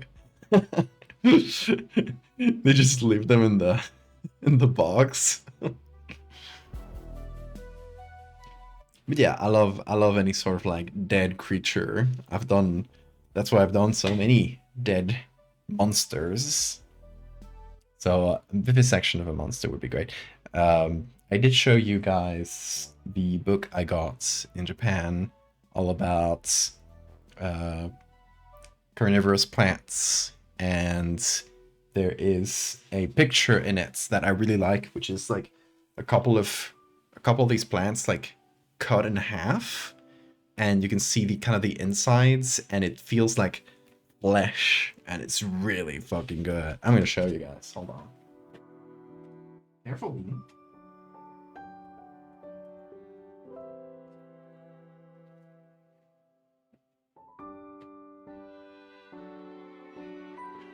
So it is.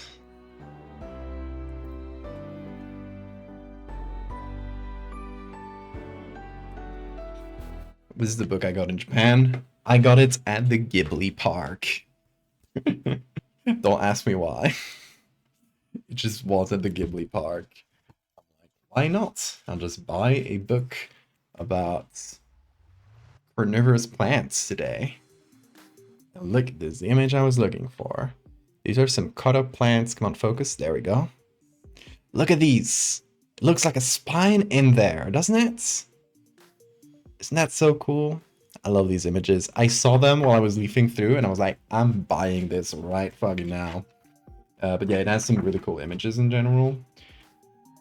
like a pitcher plant, and it's been cut so you can see all the bugs it ate, or an X-ray of a pitcher plant. It has an X-ray of this one, and it's kind of hard to see because like right in the middle of the image, but it focus on that ball there. It kind of looks like an eyeball. Like that was my first impression. I was like, ooh, that's fun. Anyway, that's the book I got. One of the many books I got in Japan. But it's just like, oh, I'll get this for inspiration. So yeah, definitely some kind of meat plants is in the horizon. I'll definitely do that at some point. But yeah, for the next few days, since we're already finished this, so we're just yapping at this point. Yeah, some of the ideas I got for the next few days are one we have for tomorrow is creature that lives under your bed. So that's a really common dream trope and just like a general fear. But I've had at least a couple people tell me they've had like actual like nightmares about like something grabbing them from under the bed. So I think that could be cool. Some kind of creature that lives under beds and grabs your ankles, like that classic fear, which, you know, just like confirming that fear. I think that would be fun. What kind of creature that would be? I don't know yet, but it's gonna be some kind of creature living under the bed. We'll see. We'll see what we do with that one. Another one I got slotted for the next few days is based on two people that told me they had a really similar nightmare. And so this one's a bit more specific, but I just really like the imagery of it. It does fall technically into the, like, I think like your body being wrong or your body falling apart trope, but it is one person that told me their veins in their forearm started just growing out like roots and just like growing outside of their skin, which I really liked. And another person that told me someone would pull out their veins and just like keep pulling them, like it's like you could just like take them out like string and use them as like thread. So I do like both of those. I like the idea of them growing out like roots a lot. It could be like a really good medical horror concept where your veins will essentially like turn cancerous, but they'll still like develop like veins and they'll start branching out but outside, and just kind of creates this little like roots that grows out of your skin. So that's definitely one that I want to do during this week. Probably do it the day after tomorrow. Then there's the falling dreams. That's one of the most classic nightmares there are. Whoop. Yeah, like calcified veins. I want it to be like hardened root-like structures, essentially. I've had fear of crevices in houses. No pockets of space behind desks. Yes.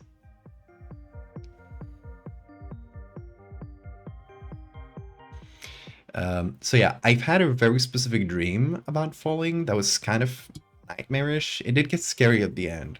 So the idea is that I moved into a new house. It wasn't an apartment. I got fancy.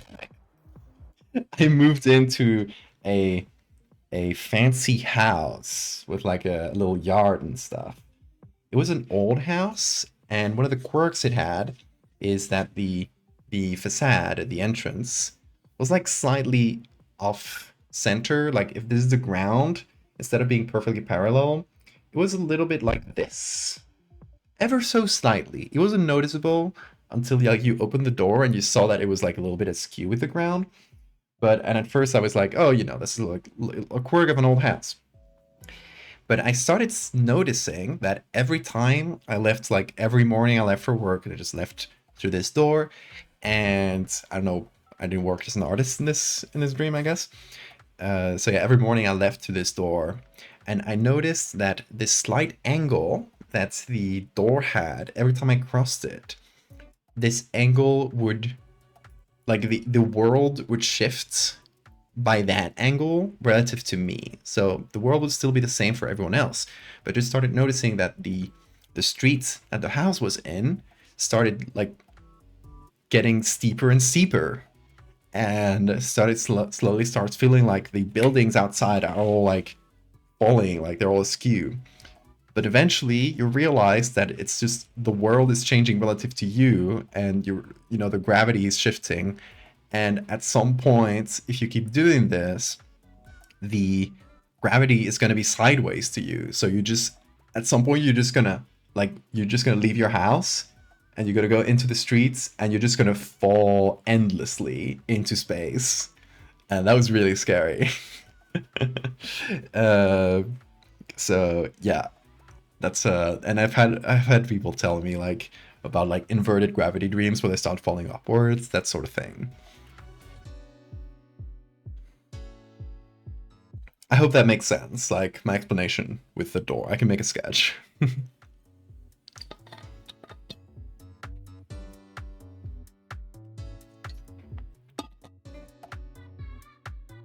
A similar nightmare, but it was because of the earth rotating and to stay inside, or I would fall off.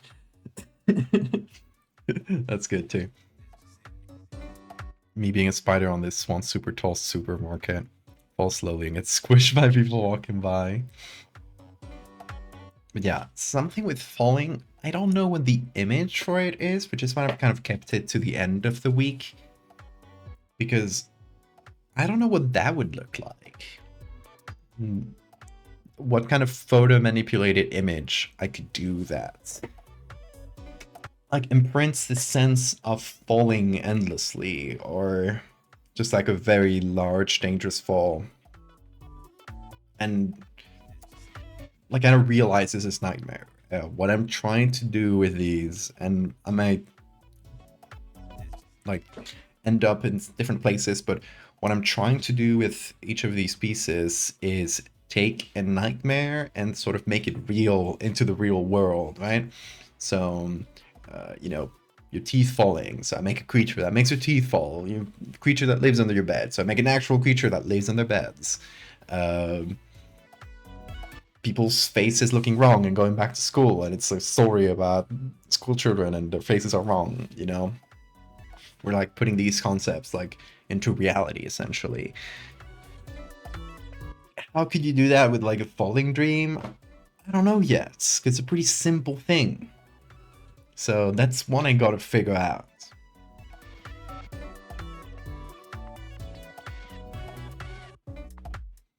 Ultra high tower? I don't think so. It says people who throw themselves out from planes in real life. The cigarettes, yes. You just finish a cigarette in 2 days. Yeah, I don't know. Or like a vertigo-inducing image. Could be. Could be just something that induces a lot of vertigo. I don't know. I gotta think about it. It could just be like the story about the slanted door, just told in a... just like telling you this story with some images to accompany it. I don't know yet. We'll see, we'll see. Okay, then there's 2 days at the end of the week, which I still haven't figured out. I might do something related to vivisection if we find a good idea. And then I just have a bunch of like good one-off ideas, like just something very specific from one person's nightmare. So it's not maybe like a commonality, but just something cool. This one's my artist. Artist, he's a mod on the Discord, and he mentioned having a dream about his eye essentially becoming like an egg sac, but of tiny little eyes. Like imagine if inside your eyeball, it just started multiplying and just the inside just became a ton, like hundreds of tiny little eyeballs. That one I found really cool. So that's a really good image. There's someone who mentioned someone with their spinal cord poking out, or just like having. I think that there was them whose spinal cord just started poking out. That one was a good one too. A couple people mentioned a similar one, but the version of it I liked the most was a fungus that just looked like orbs of blood. So imagine like cysts growing outside your body, and it's just like full of blood. I like that one a lot. There was another one about inorganic matter. I think like in the dream, if it's like if you touched anything dirty, all the dirtiness would go under your skin, and then it would start growing, like forming into crystals that grew out like needles out of your hands. So it's a kind of a cleanliness dream, right? Like anxiety about cleanliness, but transformed into this thing where like all these things you touch, they sort of grow out. And here's Bean, by the way. Yeah, they sort of just grow out of your skin like crystals, which I like that image too. So there's quite a few I could do, and I don't know. I'll see what I feel inspired to do. That's gonna be. I'm gonna leave those like more specific ones towards the end of the week, and try to work on the more general ones now at the beginning.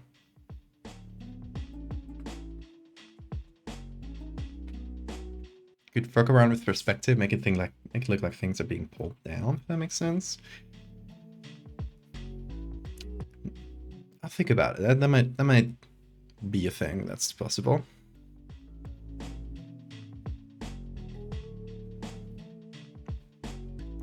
You had to sleep around this demon once. Nice. Crouch next to your bed, staring into your eyes. Fuzzy moving edges.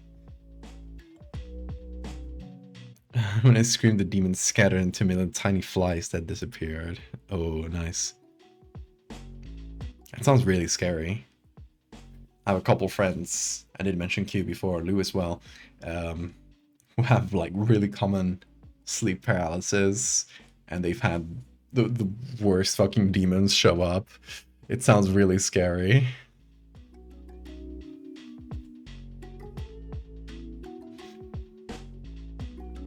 But yeah, I think that's going to be it for today. I've mentioned all the ideas for the future days. I don't know, these aren't set in stone. These are just things I've been thinking about.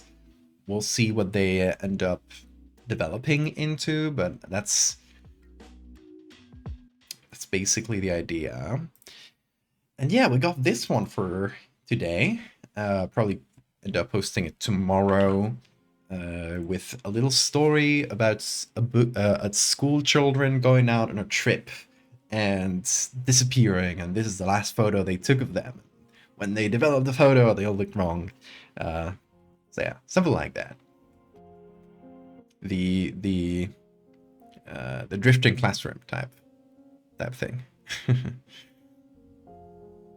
I won't be surprised if I have a nightmare tonight. We've implanted so many little nightmare ideas into your guys' brains. They will be realized tonight. But yeah, that's gonna be it for today, y'all. Thank y'all so much for being here. It's been a great stream. I'm so glad to just be back streaming, making stuff.